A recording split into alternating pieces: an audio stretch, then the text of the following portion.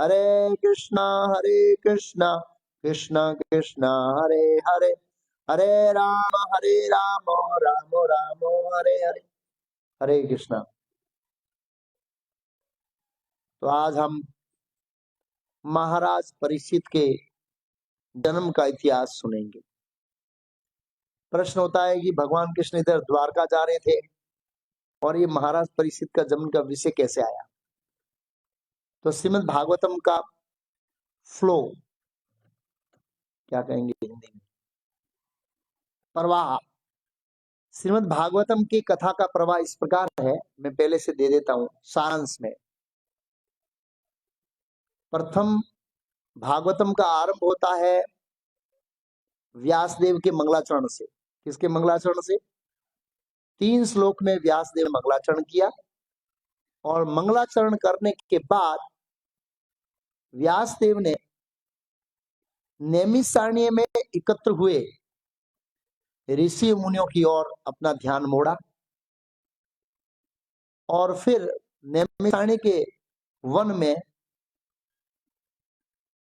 सौनक इत्यादि ऋषि एकत्र हुए थे। 88,000 ऋषि मुनि थे वहां पर। और उन्होंने सुत गोस्वामी से प्रश्न पूछा। कितने प्रश्न पूछे गए? 6 प्रश्न। तो 6 प्रश्नों का उत्तर दूसरे अध्याय में दिया, तीसरे अध्याय में दिया। 2 अध्याय में 6 प्रश्न का उत्तर संक्षिप्त में दे दिया। चौथे अध्याय में फिर जोड़ी के अंदर कुछ प्रश्न पूछे गए। पहला प्रश्न पूछा गया भागवत के संबंध में। ये भागवत की रचना कैसे हुई, कहां किस जगह पर हुई, व्यासदेव ने इसको कैसे लिखा और व्यासदेव को भागवतम लिखने की प्रेरणा कहां से मिली। ये भागवतम के बारे में एक प्रश्न था। दूसरा प्रश्न परीक्षित महाराज के बारे में था कि परीक्षित महाराज तो हालांकि मर गए थे, कैसे उनको बचाया गया, उनके जन्म कर्म इत्यादि का वर्णन कीजिए। और परीक्षित महाराज और सुखदेव गोस्वामी का भेंट कैसे हुआ वो भी हमें समझाइए।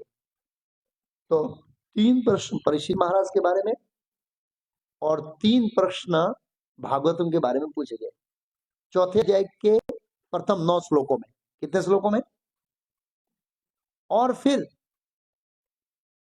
सुत गोस्वामी ने उत्तर दिया और पहले भागवतम की रचना कैसे हुई, किस जगह पर हुई और उनको भागवतम लिखने की, इतने विशाल ग्रंथ लिखने की प्रेरणा किसने दी, इसका वर्णन कितने अध्याय में हुआ? 2 अध्याय, 5 और 6।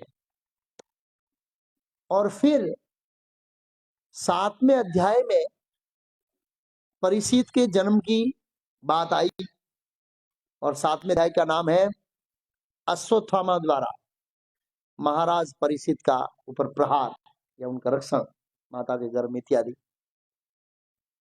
तो वो विषय आया कि किस तरह से अश्वत्थामा ने ब्रह्मास्त्र छोड़ा और ब्रह्मास्त्र छोड़ा तो भगवान कृष्ण ने रक्षा किया तो कुंती महारानी का हृदय पिघल गया। तो कुंती महारानी ने प्रार्थना आरंभ कर दी, उसमें 8वां अध्याय निकल गया। कुंती महारानी ने प्रार्थना पूरी की तो युधिष्ठिर महाराज ने भगवान को थोड़ा प्रार्थना किया, वापस घर चली। वो निकल गए थे द्वारका आने के लिए, लेकिन युधिष्ठिर महाराज की प्रार्थना से वो रुके तो इधर भीष्म देव इंतजार कर रहे थे कुरुक्षेत्र में शरीर छोड़ने का और उनकी इच्छा थी कि भगवान कृष्ण की उपस्थिति में शरीर छोड़। तो 9वें अध्याय में वर्णन आता है कि सब कहां जाते हैं? कुरुक्षेत्र में जाते हैं और वहां पर भीष्म देव युधिष्ठिर को उपदेश देते हैं और भीष्म देव की उपस्थिति में भगवान कृष्ण कृष्ण की उपस्थिति में भीष्म देव भगवान के धाम जाते हैं। 9 अध्याय पूरे हो गए। 10वें अध्याय में वर्णन आता है कि भगवान अब द्वारका जाने के लिए प्रस्थान करने के लिए तैयार थे। तो हस्तिनापुर से भगवान श्री कृष्ण के प्रस्थान, उसका अध्याय का नाम है 10वां अध्याय। और फिर कल हमने भगवान को पहुंचा दिया कहां पर? द्वारका। तो इस श्लोक में लिख रहे हैं कि नैमिषारण्य ऋषि है वो सुत गोस्वामी, उन्होंने महाराज परीक्षित बारे में प्रश्न किया था, लेकिन विषय कहां चला गया? अलग विषय पर चला गया और ये सब लोग सुनने के लिए तल्ली थे। तो बीच में किसी ने टोका नहीं कि भाई वो परीक्षित का जन्म बताइए ना। उन्हें चलना दिया और भगवान को द्वारका पहुंचा दिया वो पहुंचाने के बाद हम वापस इस विषय पर आएंगे। तो अब ये लोग मूल विषय पर वापस आ रहे हैं। फिर से शौनक ऋषि ने वही पॉइंट छेड़ा है जो चौथे अध्याय में प्रश्न किया है, और यहाँ पर वही पॉइंट छेड़ा है ताकि उनको वापस उस ट्रैक पर लाया जाए। अच्छा, एक प्रश्न हो सकता है, भाई भगवान की कथा सुनना तो बड़ी अच्छी बात है, लेकिन ये महाराज परीक्षित का जन्म सुनने से क्या लाभ होगा? ये हमारे मन में संशय होता है। तो याद रखिए, श्रीमद् भागवतम को पहले स्कंद के पहले अध्याय में, इस अध्याय में, इस स्कंद के अध्याय में कहा है सात्वतम संहिता का है। किसकी संहिता? सात्वत संहिता। सात्वत मतलब भक्तों की संहिता। श्रीमद् भागवतम में भगवान से भी ज्यादा भगवान के भक्तों की कथा। अब पहला स्कंद ले लीजिए, खाली 2 अध्याय भगवान कृष्ण के बारे में। कितने अध्याय? वो कौन से? वो कौन से? 9 और 10, सॉरी 10 और 11, 10 और 9 मा तो पितामह की स्तुति, 10 और 11 2 ही अध्याय भगवान के बारे में है। और इसमें टोटल मेरे ख्याल से 19 अध्याय है। बाकी सब अध्याय किसके बारे में? परीक्षित महाराज के बारे में, पांडवों के बारे में, भगवान के भक्तों के बारे में। अब दूसरा उदाहरण लीजिए, चौथा स्कंद ले लीजिए, ध्रुव महाराज की कथा। ध्रुव महाराज की कथा के अंदर मेरे ख्याल से 4 से 5 अध्याय है। ध्रुव महाराज का वन जाना, तपस्या करना, भगवान का दर्शन करना, वापस आना, राज्य करना, बद्रिया का आश्रम जाना और शरीर के साथ भगवान के धाम जाना। 4-5 अध्याय। उसमें खाली आधे अध्याय में ही भगवान विष्णु का वर्णन है, बाकी सब ध्रुव महाराज का चरित्र है। अब 7वां स्कंद लीजिए, प्रहलाद महाराज का जीवन चरित्र। एक ही अध्याय नरसिंह देव भगवान के बारे में है, बाकी सब प्रहलाद महाराज का। 2 अध्याय तो अपने सहपाठियों को और गुरुकुल का वर्णन है, और उसके बाद प्रहलाद महाराज ने नरसिंह देव भगवान की स्तुति किया, 1 अध्याय उसका वर्णन है, 1 अध्याय उनके राज्य इत्यादि का वर्णन है, और एक किस तरह से प्रहलाद महाराज समदर्शी थे, प्रहलाद महाराज के दिव्य गुणों का वर्णन करते हैं वहां पर। अब 5वां स्कंद ले लीजिए, 5वें स्कंद में 1 अध्याय है ऋषभ देव के बारे में, और 5 अध्याय है भरत महाराज के बारे में। किसके बारे में? तो जहां भी जाएंगे श्रीमद् भागवत में भगवान से भी ज्यादा भगवान के भक्तों का गुणगान किया है। क्यों? तो इसको हम समझेंगे ना, तो आज का टॉपिक, आपका विषय सुनने में हमको रुचि उत्पन्न होगी। तो जैसे कि माता पार्वती जी ने शिव जी से प्रश्न किया था कि हे प्रभु, अलग अलग स्तर की अलग अलग उपासना है, पूजा है, पूजा विधि है, उपासना है, आदर इत्यादि है, देवताओं के लिए है, भूत प्रेत के लिए है, देवियों के लिए है, विष्णु के लिए है। तो सर्वश्रेष्ठ उपासना किसकी है? तो शिव जी ने जवाब दिया, आराधना सर्वेशाम विष्णु आराधना परम। समस्त आराधना है विष्णु आराधना क्या है? तस्माद परतरम देवी, तस्मात मतलब उससे, परतर मीन्स ऊपर, देवी, हे देवी, दुर्गा देवी को बता रहे हैं, कह रहे हैं तदियानाम सम अर्चयेत। तदियानाम मीन्स उनके भक्तों की पूजा श्रेष्ठ है, विष्णु से भी। तो ऐसे ही श्रीमद् भागवत में कहा है कि ये श्रीमद् भागवत में ये भक्तों का ग्रंथ है, भगवान के साथ स्नेह में आदान प्रदान का।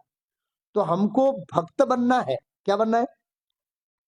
इसलिए हम भगवान की कथा, भक्तों की कथा सुन लेंगे। तो कैसा भक्त बनना है वो हमें पता लगे, हमको भगवान नहीं बनना है। आप समझे ना, हमको भक्त बनना है।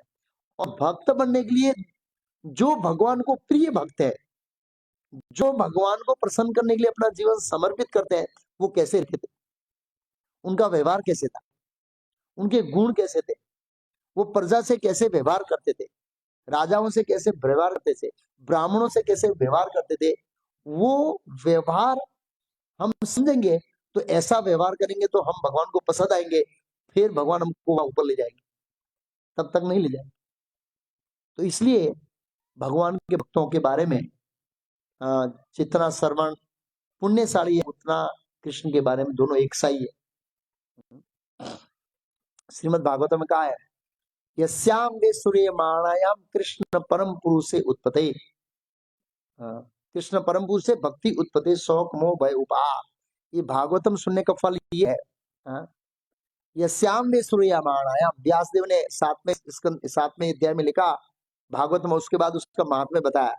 तो महात्म्य बताया क्या, यस्याम वे सूर्यमाणायाम, जो कोई भागवत को सुनता है, कृष्ण परम पुरुष से भक्ति उत्पत्ति दे। कृष्ण परम पुरुष में भक्ति क्या होती है, उत्पन्न, क्या करने से, श्रीमद् भागवतम सुनने से। और कैसी भक्ति, शौक मोह भय उपहा, उपहा में नाश करने वाली। ये भक्ति जो कृष्ण के प्रति भक्ति उत्पन्न होती है, उसके 3 लक्षण बताए। किसके लक्षण बताए, शौक मोह और भय, ये तीनों को नाश करती है। शौक किसका होता है, भूतकाल की घटनाओं का। मोह किससे होता है, वर्तमान की चीजों से। और भय किसका होता है, भविष्य से। मतलब भागवतम सुनने से व्यक्ति तीनों कालों से क्या हो जाता है, ऊपर उठ जाता है। ये भागवतम का प्रभाव है। अच्छा, आपको प्रश्न हो सकता है, ऐसा कोई व्यक्ति हुआ है जो ये श्लोक के अनुसार उसके ऊपर भागवतम सुनने का प्रभाव पड़ा। श्याम वे सूर्यमाणायाम कृष्ण परम पुरुष से भक्ति उत्पत्ति शौक मोह भय उपहा, ऐसा कोई व्यक्ति हुआ है। परीक्षित महाराज, एकदम प्रैक्टिकल सैंपल, एकदम प्रैक्टिकल उदाहरण। ना तो उसको भूतकाल से शौक था, अरे इसने मेरे को श्राप दिया, मैं 20वां श्राप दे सकता था और राज्य कर सकता था, कोई शौक नहीं। ना तो वर्तमान से मोह था, अरे यार मेरा राज्य है, पुत्र है और ये है, मेरा सम्मान है, क्या होगा। और न भविष्य का डर था, तक्षक का कोई डर नहीं, वो ऐसे ही बैठ गए। श्रीमद् भागवत में वर्णन है, और 12वें स्कंद में फोटो देखोगे तो परीक्षित महाराज ऐसे थे, तक्षक का इंतजार करे, आजा भाई तुम भी अपनी इच्छा पूरी कर ले, निर्भय थे वो। सुखदेव गोस्वामी श्रीमद् भागवत में 12वें स्कंद में बताया है कि सुखदेव गोस्वामी परीक्षित महाराज को भागवतम का उपदेश देने के बाद चले गए। उसको पता था कि अब दुनिया की कोई ताकत परीक्षित महाराज की चेतना को हिला नहीं सकती। भागवतम सुनने से वो एकदम कृष्ण के विचारों में तल्लीन हो गए। शायद तक्षक उसको काटे नहीं काटे, उसको कोई फर्क नहीं पड़ेगा। तो उन्होंने स्वीकार किया, वो ऐसे बैठ के इंतजार कर रहे थे कैसे इस शरीर के डंक मारे और कैसे मैं भगवत धाम निर्भय हो गए। तो ये भागवतम सुनने का फल है, निर्भयता। नित्यम भागवतम सेव्या भक्ति उत्तम श्लोके भक्ति भक्ति नैष्ठिकी, निष्ठा भक्ति उत्पत्ति है। तो आज हम परीक्षित महाराज के जन्म के बारे में सुनेंगे। क्यों, उनके जन्म की विशेषता क्या है, उनके कर्म की विशेषता क्या है, उनकी मृत्यु की विशेषता क्या है, ये सब सुनेंगे। तो सौनक ऋषि कहते हैं, महाराज परीक्षित माता उत्तरा का गर्भ अश्वत्थामा द्वारा छोड़े गए अत्यंत ज्वलंत तथा अजय ब्रह्मास्त्र, या ब्रह्मा को अजय कहा है। जब ऋषि मुनि ने सुना कि भगवान कृष्ण के सुदर्शन चक्र से ब्रह्मास्त्र ठंडा हो गया, मतलब विफल हो गया, ऋषि मुनि बोले, उनको आश्चर्यचकित हुआ, ये कैसे हो सकता है, ब्रह्मास्त्र कैसे विफल हो सकता है। क्योंकि आज तक इतिहास में ब्रह्मास्त्र कहीं विफल हुआ हो ये दिखा गया। तो फिर सुखदेव सुद गोस्वामी ने कहा कि भगवान अच्युत के पराक्रम को विस्मय कर मत सुनिए, अरे मत सोचिए। क्यों, क्योंकि भगवान कृष्ण ही इस जगत का सर्जन पालन और संहार करते हैं। इसके लिए उनके लिए ये ब्रह्मास्त्र को शांत करना कोई ये आश्चर्यजनक कार्य नहीं। आप वहां लिखा है, वहां पर जब ब्रह्मास्त्र शांत हो गया तो सब ऋषि मुनि आश्चर्यचकित हो गए। बोला इसमें आश्चर्य मत कीजिए, वासुदेव के पराक्रम को आश्चर्य मत कीजिए, अजय था। तो इसमें लिखा है आजीवित नष्ट हता, वो गर्भ नष्ट हो गया था। 99% परीक्षित महाराज जलकर भस्म हो गए थे, लेकिन भगवान ने क्या किया, उनको जिंदा कर दिया। भगवान ने जिंदा किया, जीवित ने इसे न जीविता पुनः पुनः समझ दूसरी बात। आगे कहते हैं सौनक, मतलब सौनक ऋषि नैमिषारण्यों के ऋषियों के अग्रणी थे, और वो उनको उनके बिहाफ पे उनके वती वो प्रश्न पूछते, तस्य जन्म महाबुद्धे कर्माणि च महात्मन निधनम सयते आशीष प्रत्येकत्वान यथा। अत्यंत बुद्धिमान प्रमाण भक्त महाराज परीक्षित उस गर्भ से कैसे उत्पन्न हुए, उनकी मृत्यु किस तरह हुई, उनके कर्म और मृत्यु के बाद उनकी कौन सी गति हुई, वो सुनना चाहते हैं। तो उसमें लिखा कि तस्य जन्म, उनके जन्म, उनके कर्म, उनकी गति, ये सब आश्चर्यजनक है, इन सब को हम सुनना चाहते हैं। तो भाई उनके जन्म में आश्चर्य क्या है? उसके जन्म में आश्चर्य है कि भगवान ने माता के गर्भ में प्रवेश करके उनकी रक्षा किया, ये उनका जन्म आश्चर्य है। उनका कर्म के अंदर आश्चर्य क्या है? उनका कर्म का आश्चर्य है कि साक्षात कली को भी चैलेंज किया था उन्होंने, और कलियुग ने भी अपने घुटने परिचित महाराज के सामने रख दिए, शरणागति स्वीकार कर ली। इतने शक्ति, और कलियुग देवता है। आप सोच सकते हैं, सामान्यता कोई भी देवता मनुष्य की शरण ग्रहण नहीं करता। हाँ, इतिहास में देखा नहीं गया है कि किसी देवता ने मनुष्य की शरण ली हो, लेकिन कलयुग ने लिया। क्यों? ये खाली राजा नहीं थे, ये भगवान कृष्ण के महान भक्त थे। श्रीमद् भागवत में लिखा है, आगे आएगा, अगर हम इस बार कथा पूरी करेंगे तो 70वें अध्याय में आएगा, जहां पर धर्म और धर्म रूपी बैल और पृथ्वी रूपी गाय दोनों खड़े, और एक शूद्र के वेश में वो कली था, वो गाय का पैर काट रहा था। तो उन्होंने बोला कि अगर आपको ये कष्ट देने वाला देवता होगा ना, तो मैं उसको भी पड़कारूंगा, उसको भी चैलेंज करूंगा और छोड़ूंगा नहीं, आप चिंता मत कीजिए। इस दुनिया में वो कितना भी शक्तिशाली हो, वो मेरे नजर से बच नहीं सकता। परीक्षित महाराज ने चैलेंज किया, और प्रभुपाद जी ने तात्पर्य में समझाया कि परीक्षित महाराज चैलेंज करके अपनी अत्युक्ति और गर्व को प्रदर्शित नहीं करे, वास्तव में उनके अंदर वो सामर्थ्य था तो देवताओं को भी पड़कार सकते थे। यस, क्यों? प्रभुपाद जी लिखे, कई बार भगवान कृष्ण अपने भक्तों को ऐसी शक्ति देते हैं जो कई बार भक्त भगवान से भी ज्यादा शक्तिशाली बन जाता है, ऐसा लिख। और महाभारत में वर्णन है, भगवान कृष्ण चाहते थे कि अर्जुन मेरा क्या उपयोग करे, सुदर्शन चक्र, और 2 दिन में, 1 दिन में युद्ध खत्म कर दे। हाँ, भगवान चाहते थे, लेकिन अर्जुन का नहीं, मैं अपनी बाहुबल से, वो भी बुझाए बाहुबल, वो भी कृष्ण का दिया था, ऐसा नहीं था। और हम महाभारत में देखते हैं, सल्ले मामा ने कर्ण को बोला था कि तू जिस अर्जुन से युद्ध करने जा रहा है, मैं नहीं समझता हूं कि ब्रह्मा जी और शिव जी को छोड़कर कोई भी देवता अर्जुन को परास्त कर सकते, नहीं कर सकते। इसलिए मामा का वचन है, और सही है। और वो वचन कहां सिद्ध हुए? खांडव पर्वत के अंदर। खांडव पर्वत के अंदर अर्जुन अकेला था, और देवराज इंद्र समस्त देवताओं की सेना लेके आया, अर्जुन ने सबको हरा दिया। महाभारत साक्षी है, श्रीमद् भागवतम साक्षी है, देवताओं को परास्त किया। और यहाँ पर देखते हैं कि कलयुग ने परीक्षित महाराज के सामने सरेंडर किया, शरणागति लिया। तो क्यों? क्योंकि भगवान के भक्त थे, इसलिए इतने शक्तिशाली थे, और भगवान ने उन्होंने अपनी शक्ति दे रखी थी, इसलिए उनका कर्म हुआ। और उनकी मृत्यु क्यों आश्चर्यजनक है? ऐसा कौन सा आश्चर्य उनकी मृत्यु में, भाई बताइए, क्या आश्चर्य? अरे 7 दिन पहले पता लग गया। प्रभुपाद जी बोले वो भाग्यशाली थे कि उनको 7 दिन पहले पता लग गया, तो प्रॉपर तैयारी कर दिए। हम दुर्भाग्यशाली है कि हमको तैयारी करने का मौका नहीं दिया। हम सोचते हैं 80 साल काटेंगे, कितना? अभी 60 है, 70 के अंदर हम गंभीर भक्त बन जाएंगे।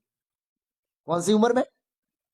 हाँ, 70 को क्रॉस कर जाते हैं, सोचते हैं मैं तो 90 जीने वाला हूँ, दादी माँ जी रही है 90, तो या ऐसे मेरी दादी माँ जी थी 90, या मेरे पिताजी 100 जिए थे ना, हाँ, तो सोचते हैं कि 80 के अंदर मैं सीरियस हो जाऊंगा।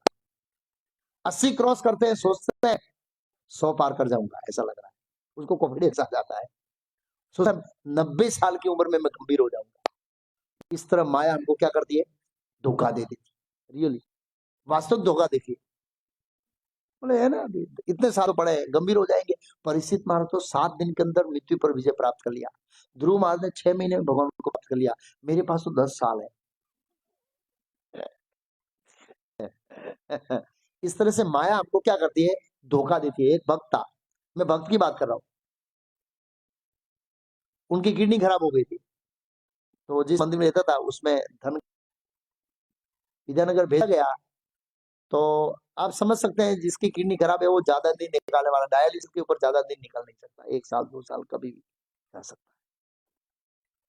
तो वहां पर एक भक्त सुखदेव गोस्वामी ने दिव्य ज्ञान दिया था, वो भी बताइए कि उन्होंने क्या ज्ञान दिया था सुखदेव गोस्वामी ने, वो भी हम सुनना चाहते हैं।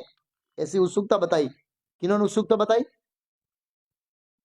नैमिषारण्य के ऋषियों ने सुत गोस्वामी को उत्सुकता बताई कि हम परीक्षित महाराज के बारे में क्या करना चाहते हैं, सुनना चाहते हैं।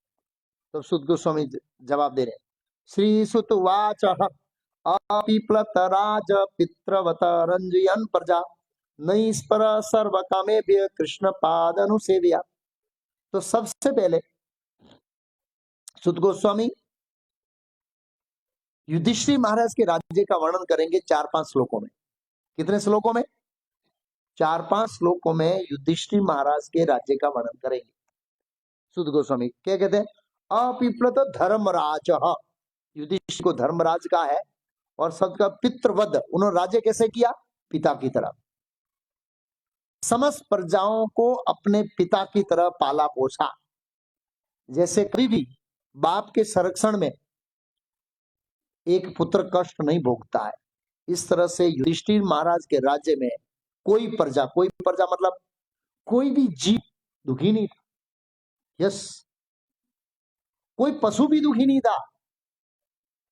वो हम आगे 17वें अध्याय में पढ़ेंगे कि परीक्षित महाराज ने गाय और बैल को दुखी देखा, बोला ये पांडवों के वंश में ऐसा हो रहा, मैं पहली बार एक जीव को दुखी दे रहा हूं मेरे राज्य के अंदर, ये तो पांडवों के कलंक का साल है, पांडवों के ऊपर कलंक लगा है। मेरे राज्य के अंदर एक जीव दुखी है, एक गाय दुखी है, और आज हजारों गायें कट रही। गर्व से कहो हम हिंदू हैं, झंडा हिंदू का लगाते हैं, गाय का कत्ल खाना चल रहा है। नहीं चलेगा, नहीं चलेगा, भगवान छोड़ेंगे? जो भी जवाबदार व्यक्ति हैं, जिनका काम है ऐसे प्राणियों की रक्षा करना, हाँ, प्रजा का मतलब पूर्वज में जन्म लेने वाला, प्रजा खाली मनुष्य नहीं, प्रजा मीन्स राज्य के अंदर जो जन्म लेता है उसकी सुरक्षा प्रदान करना राजा का कर्तव्य है। भागवत में लिखा है प्रजा। तो परीक्षित महाराज जैसे थे पितृवत रंजयन प्रजा, प्रजा के ऊपर राजा किया। फिर निस्पृह सर्व कामे भे कृष्ण पादानुसेव्या, ये उनको व्यक्तिगत कोई आकांक्षा नहीं थी। किनको? युधिष्ठिर, व्यक्तिगत राज्य से कोई आकांक्षा नहीं थी। सर्वे कामे भय मांस इंद्रिय तृप्ति की कोई कामना थी। क्या कामना थी?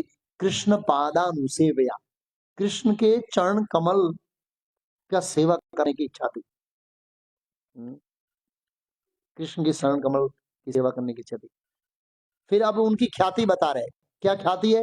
संपदः कृतो लोका महिषी भात्रो मही जम्बूदीप आधिपत्यम स यस त्रिदिवम गतम।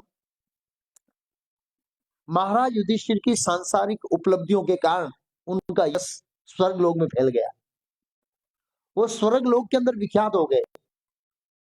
कहां पर विख्यात हो गए? प्रभुपाद जी कहते हैं कई बार धनी पुरुष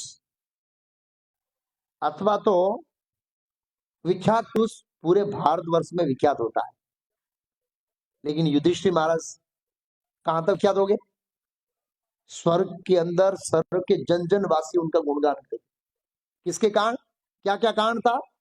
पहला बताया है कर्तव्य यज्ञ, उन्होंने यज्ञ किया। प्रभुपाद जी बोले व्यक्ति 3 चीजों से फेमस होता है। कितनी चीजों से फेमस होता है? हाँ, 3 चीजों से। एक तो यज्ञ करने से, किसी भी राजा को विख्यात होना है तो कम से कम कितने यज्ञ करने पड़ते हैं? 100। कौन सा यज्ञ? अश्वमेध। कितना खर्चीला होता है किसी को पता नहीं हो, इसका खर्चा कितना लगता है महाभारत में पढ़ सकते हैं। वो अश्वमेध यज्ञ करने के लिए घी का कुआं बनाना पड़ेगा। किसका कुआं? घी का, मतलब इतना घी यूज करना पड़ेगा। युधिष्ठिर महाराज के राष्ट्रीय यज्ञ में दूध दही घी के कुएं थे, खड़ा ये सब नहीं चलेगा, पानी की टैंकर इत्यादि नहीं चलेगी, कुएं थे। सोच सकते हैं अभी तो कभी घी घर में उपयोग ही नहीं करते, तेल, और तेल से बिल ब्लॉकेज होता है। रूपा जी का स्लोगन है ऑयल आउटसाइड घी इनसाइड, और अभी हमारा उल्टा हो गया है, हम ऑयल अंदर डालते हैं, ये ऑयल अंदर ही डालना चाहिए। और गुजरात में तो तेल तो इतना शादी में जाते हैं, ऐसे तरना चाहिए तो ही शादी का खाना है। फिर वो ब्लॉकेज करता है। जितने भी हार्ट अटैक में ब्लॉकेज होते हैं ऑयल के कारण होते हैं, ये रिसर्च हुआ है, और कोई कारण नहीं। पहले घी खाते थे। जो यज्ञ है। दूसरा क्या था? महिषी, माता द्रौपदी। माता द्रौपदी कोई सामान्य स्त्री थी, उनकी ख्याति तीनों लोकों में फैल गई। तीसरा क्या था? भात्रो। भात्रो मीन्स भाई। उनके भाई उनके क्या थे? आज्ञाकारी थे, संपूर्ण आज्ञाकारी थे। फिर क्या था? मही जम्बूदीप आधिपत्यम। पृथ्वी, जम्बूदीप के ऊपर उनका राज्य था। ये जम्बूदीप कहाँ आया, किसी को पता है? मुरलीधर सेमिनार किया? हाँ, बहुत बड़ा जम्बूदीप है। 1,00,000 योजन है। कितना योजन? मतलब 13,00,000 किलोमीटर, इतना बड़ा है। और उसके अंदर 9 खंड है, तो 9 वर्ष है। कितने वर्ष है? उसमें से एक भारतवर्ष है, और उस भारतवर्ष के 9 खंड है, उसमें से एक घोड़ा पृथ्वी का बैठे वो। आप सोच सकते हैं, 1,000 योजन के 9 खंड भारतवर्ष के। भारतवर्ष दक्षिण भारत में आया जम्बूद्वीप के, और जम्बूद्वीप के सेंटर में ऐसे पर्वत है, किसका? सुमेरु पर्वत, सोने का बना हुआ है। 84,000 योजन ऊपर है, 32,000 नीचे से है, और 16,000 नीचे से ऐसा है, 32,000 ऊपर से चौड़ा है जम्बूद्वीप के सेंटर में। और जम्बूद्वीप के चारों दिशाओं के अंदर 9 वर्ष है, उसमें से एक भारतवर्ष है। और वो जम्बूद्वीप के पूरे राजा थे, खाली 222 कंट्री के राजा नहीं थे। ये पूरा गोला देखिए, उसके नहीं, पूरे भारतवर्ष के नहीं, समस्त जम्बूद्वीप के राजा। इसमें लिखा जम्बूद्वीप आधिपत्यम। इतने बड़े राजा थे युधिष्ठिर महाराज। हाँ, फिर क्या? यशस्व त्रिदिम गतम। उनके भाइयों का पराक्रम, पृथ्वी पर उनका सार्वभौम आधिपत्य, उनकी ख्याति, उनके यज्ञ। उन्होंने 100 समय यज्ञ नहीं किए। कितने किए?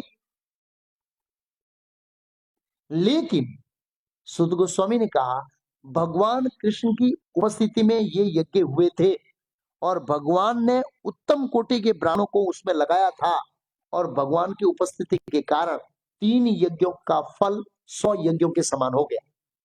ऐसा लिखा है। 3 यज्ञ किए, लेकिन उसका फल कितना बना? 100 यज्ञ। कारण क्या था? कृष्ण उपस्थित थे। ये कृष्ण की उपस्थिति का क्या है? प्रभाव। तो इस तरह से उनके राज्य का वर्णन करें। किम के कामा सुरस्प्रा मुकुंद मनसो द्विजा हरिसुदम राज्य श्रुति सिखो यतरे। हे ब्राह्मणों, सूर्य स्प्राहा, स्प्राहा में इच्छा, सूर्य मीन्स देवता। युधिष्ठिर महाराज के ऐश्वर्य की कामना देवता करते थे। इतना ऐश्वर्य था उनका। क्यों? ये भगवान के भक्त होने के कारण। और कोई राजा का ऐसा वर्णन नहीं है। सूर्य स्प्रहा, तिमते कामा, इच्छा करते थे। सूर्य मीन्स देवता, स्प्रहा मीन्स पाने की। लेकिन युधिष्ठिर महाराज मुकुंद मनसो, उनको इसमें सुख नहीं मिलता था। उनको सुख मिलता था मुकुंद मनसो, भगवान मुकुंद के चरण कमलों। प्रभुपाद जी ने इसका तात्पर्य बड़ा सुंदर लिखा है। प्रभुपाद जी ने कहा आदमी 2 चीजों से तुष्ट होता है, संतुष्ट। एक तो थोड़े समय के लिए संतुष्ट होता है, भौतिक ऐश्वर्य में जब डूब जाता है तब थोड़े समय के लिए, बाद में वो भी बोरिंग हो जाता है उससे, वो उसको बहुत कष्ट लगता है। एक तो पैसा, प्रभुपाद लिखते हैं पैसा कमाने का कष्ट। कमाने का कष्ट होता है ना, यहाँ से रिलायंस में अप डाउन करते हैं तो तकलीफ पड़ती है, और रिलायंस वाला भी ऐसे बैठने थोड़ी देता है कि जाकर आराम से सो जाओ। वो तो पिसाई होती है वहां पर। क्या होती है? पिसाई होती है, बराबर। अब वो पैसा आ जाता है तो हमारे प्रधानमंत्री से वो कैसे पैसा बचाए, वो लेके ना जाए, इसका आइडिया लगाओ। जीएसटी बचाओ, हैं? इनकम टैक्स रेट कैसे नहीं पड़ेगी वो बचाओ। हैं? एक बार क्या हुआ, जब नोटबंदी हुई तो मैं भुज में था, तो एक भक्त के घर हाउस प्रोग्राम था। उसका साला बहुत धनाढ़ व्यक्ति था, तो उसके घर दामोदर अष्टकम रखा था। तो उसके साले को फोन किया, आ जा। अरे क्या आ जाऊं यार, पहले पैसा कमाने में पड़ा था तो समस्या, अब कमा के इतना इकट्ठा कर दिया तो ये प्रधानमंत्री ने नोट बदल दी, अब उसको ठिकाने करने में लगा हूं। वो टेंशन है मुझे। अब जो नहीं होता है वो भी दुखी, होता है तो ठिकाने करने में दुखी। तो श्रीमद् भागवतम का ये धन है वो सर्वथा दुख का है। हाँ, नहीं होता है तो कमाने का दुख, होता है उसको सुरक्षित छुपा रखने का दुख। कहाँ छुपाएंगे? इस तरह से पहले सोना होता जमीन में गाड़ देते, नोट जमीन गाड़े तो वो खराब हो जाएगी। ऐसा जो भी है एनीवे, तो यह लिखा है सुर स्पृहा मुकुंद मनसो। युधिष्ठिर महाराज है वो भगवान की सेवा में संतुष्ट, ऐसे ये सब उनके भाई और उनकी पत्नी ये सब होते हुए उनको मन से संतुष्टि नहीं देते थे, जितनी उनको संतुष्टि मिलती थी मुकुंद मनसो सेवया, भगवान मुकुंद की सेवा करने से उनको संतुष्टि मिलती थी। आप सोचिए, देवता उनके सुख की कामना कर रहे हैं और ये भगवान के पति से सुख प्राप्त कर रहे हैं। ये हमको शिक्षा दे रहे युधिष्ठिर महाराज, आप इस दुनिया में ये भौतिक भोग से कभी सुखी नहीं होंगे। बहुत से राजाओं ने अनुभव करके अपना एक्सपीरियंस छोड़ के गए। विशेष कौन है, किसने अनुभव किया? याति महाराज। आएगा याति महाराज, उन्होंने अनुभव करके बताया 1000 साल तक जाति जीवन का भोग किया। कितना? 1000। फिर भी संतुष्ट नहीं हुए। बाद में हम सब लोगों के लिए लिख के गए कि एक पुरुष को इस दुनिया की सभी स्त्रियां मिल जाए, अर्थात एक स्त्री को इस दुनिया के सभी पुरुष मिल जाए, फिर भी वो संतुष्ट नहीं हो सकता। ये उनका अनुभव है, अपना जात अनुभव, साक्षात्कार। और इस दुनिया का तीनों लोगों का धन एक व्यक्ति को मिल जाए, संतुष्ट नहीं होगा। और ये बात तो भगवान वामन ने बलि महाराज को भी बताई। जब बलि महाराज की सभा में वामन देव भगवान गए तो वो ब्राह्मण से बड़े प्रसन्न हुए, मांगो मांगो दान मांगो, ऐसे। तो 3 लोगों के राजा थे और अहंकार भी था स्वाभाविक रूप से। भगवान ने कहा 3 डगला जमीन चाहिए। कितना डगला? बलि महाराज ने कहा भाई यार ये तो मेरी इज्जत का सवाल है। क्यों? हम रिलायंस में जाएंगे, बोला हम कथा कर रहे हैं, 1 डब्बा घी दे दो। ओ रिलायंस वाला सोचे यार मेरी इज्जत का सवाल है, मैं शादी में इतना 11,000 करोड़ खर्च कर सकता हूँ और लोग बोलेंगे यार गुजरात समाचार वाले छाप देंगे। वो क्या रमेश भी आए हमारे, क्या उनका पेपर का नाम क्या है, नौबत वाले नौबत खड़ी करेंगे कि यार ये कैसे लोग हैं, इतना बड़ा व्यक्ति था, इस्कॉन वाले गए बेचारे को घी का डब्बा देके भगा दिया। अब मैं उनकी इज्जत का सवाल है, अपनी प्रेस्टीज होती है। जो दानी होता है वो दान देता है, वो हृदय खोल कर देखा है, ऐसे छोटी मोटी चीज तो देता है, उनकी इज्जत का सवाल है। इतना बड़ा व्यक्ति उनको शोभा नहीं देता। एक एग्जाम्पल दे रहा हूँ। इस तरह से भगवान ने कहा व्यक्ति को संतुष्ट रहना चाहिए, खास करके ब्राह्मण को। ब्राह्मण थे, ब्राह्मण को बोला एक ब्राह्मण, मतलब इस दुनिया ये इंद्रियां ऐसी है, उन्होंने बताया कि उस व्यक्ति को एक गांव मिल जाए तो नगर की इच्छा करेगा, नगर मिल जाएगा तो राज्य की इच्छा करेगा, राज्य की मिल जाएगा वो भूमंडल की इच्छा करेगा, भूमंडल का राज्य मिल जाएगा तो तीनों लोगों की राज्य की इच्छा करेगा। जीव कभी संतुष्ट होगा नहीं। और हम देखते हैं हर व्यक्ति अपनी स्थिति से संतुष्ट नहीं। उसका एक एग्जांपल दूं कैसे संतुष्ट नहीं है। एक कंपनी का एक वॉचमैन होता है, वो भी सोचता है यार 10,000 15,000 कम पड़ रहा है, बराबर। पर वर्कर होता है जिसका 20-25,000 पगार होता है, वो सोचता है यार 25 कम पड़ रहा है। डिपार्टमेंट हेड होता है, सोचता है यार 35-40 कम पड़ रहा है। मैनेजर होता है, सोचता है 1 लाख है, कम पड़ रहा है। उससे ऊपर क्या बोलते हैं, यूनिट हेड होता है, 2-3 लाख का पगार होता है, पर कम पड़ रहे हैं। और सेठिया सोचता है 25 लाख रुपया इस महीने का प्रॉफिट कम पड़ रहा है। अब क्या ना, वॉचमैन से लेकर मालिक तक सब लोग क्या है, असंतुष्ट। असंतुष्ट रहेंगे ही, संतुष्ट रहना चाहिए। तो ये इसमें लिखा है कि ये संतुष्टि उनको नहीं मिलती थी। लिखा है अतः उन्हें भगवान की सेवा के अतिरिक्त कुछ भी तुष्ट नहीं कर सकता। जीव को भगवान की सेवा के सिवाय कोई भी चीज संतुष्ट नहीं कर सकती। हम करोड़ों जन्मों से इन वस्तुओं को प्राप्त करते आ रहे हैं और खोते आ रहे हैं। ये हमको युधिष्ठिर महाराज ने शिक्षा दिया अपने उससे। अब टॉपिक आते हैं, युधिष्ठिर महाराज का राज्य का वर्णन करने के बाद परीक्षित महाराज के ऊपर आते हैं। मातर गतो वीर सतदा भृगुनंदन ददसम पुरुष चिन्ह मानो अस्त्र तेजसा। हे सौनक ऋषि, सुत गोस्वामी का, जब महान योद्धा बालक परीक्षित अपनी माता के उत्तरा के गर्भ में थे तो अश्वत्थामा छोड़े गए ब्रह्मास्त्र से जलन ताप से पीड़ित थे, तो उन्होंने परमेश्वर को अपनी ओर आते देखा। इसमें वीर शब्द का प्रयोग किया है। वीर शब्द का प्रयोग इसलिए किया है क्योंकि अंदर जो ब्रह्मास्त्र का ताप था ना, वो असहनीय था। एक योद्धा ही ऐसे ताप को क्या कर सकता है, सहन कर सकता है। योद्धा होता है वो पीड़ा सहन कर, 2-4 बाण मारते तो ऐसा नहीं है कि मैं रजा पर हूं। कई बार भक्तों को थोड़ा नक कट जाता है, मैं कुकिंग सेवा में नहीं आऊंगा, हाँ मेरा नक दुख रहा है, ऐसे ऐसे ऐसा लग रहा है कि कुछ का हाथ बात कट गया है। हाँ, महाभारत में देखने को मिलता है कई बार हाथ वाथ कट जाते हैं तो भी लड़ते हैं, और इतिहास में ऐसे देखा किसी का गला कट रहा है तो भी वो लड़ रहा है। ऐसा नाम सुना मैंने किसी राजा का, गला काटने बाद कई बार लड़ा। उसका जोश इतना है, परमात्मा उसको आई देते समय योद्धाओं को कि इससे लड़। इतिहास में देखा गया है क्षत्रियो को इतना प्रशिक्षण जोश दिया जाता है। तो यहाँ पर उसको सहन करने की शक्ति बढ़ाई जाती है कि 2-4 बाण लगे ऐसे फेंक दिया, कोई मायने नहीं रखता है। कोई ऐसा ही होना चाहिए, फिर तो रोज ऐसे बाण लगेंगे तो फिर कहाँ सामने जाएंगे। ये छोड़ दे भाई, ऊपर आओ वहां दवा खाने जाइए। गुजराती गुजराती है, गुजराती में कथा तो बजाओ। और कुछ वक्त हिंदी वाले हैं तो हमको सबका सोचना पड़ता है। anyway, तो कहने का मतलब ऐसे नहीं, वो गिनकारते ही नहीं थे उनको, छोटे मोटे बाण को तो ऐसे ही ऐसे जान शाम को ट्रीटमेंट करें। और वो कर्ण के अंदर देखने को मिलता, कर्ण को इतना कीड़ा ने काटा, सहन किया। परशुराम जान गए तुम ब्राह्मण नहीं, ब्राह्मण मानसिक सन को ताप कर सकता है, शारीरिक सब को ब्राह्मण के अंदर शक्ति नहीं होती। ब्राह्मण को दिया है तो मानसिक त्रास को सहन करो, मतलब सुख दुख ठंडी गर्मी इस तरह का, लेकिन क्षत्रिय को शारीरिक पीड़ा को सहन करने की प्रशिक्षण दिया जाता है ऐसे, इसलिए वो परशुराम पहचान गया। जो भी है, तो वीर प्रभुपा जी कहते हैं मृत्यु सामान्यतः 7 मास की समाधि है। मृत्यु क्या है, 7 महीने की समाधि। जैसे हम रात को सोते हैं सुबह उठते हैं, ऐसे मृत्यु के लिए हम क्या करते हैं, 7 महीने के बाद उठते हैं माता के गर्भ से।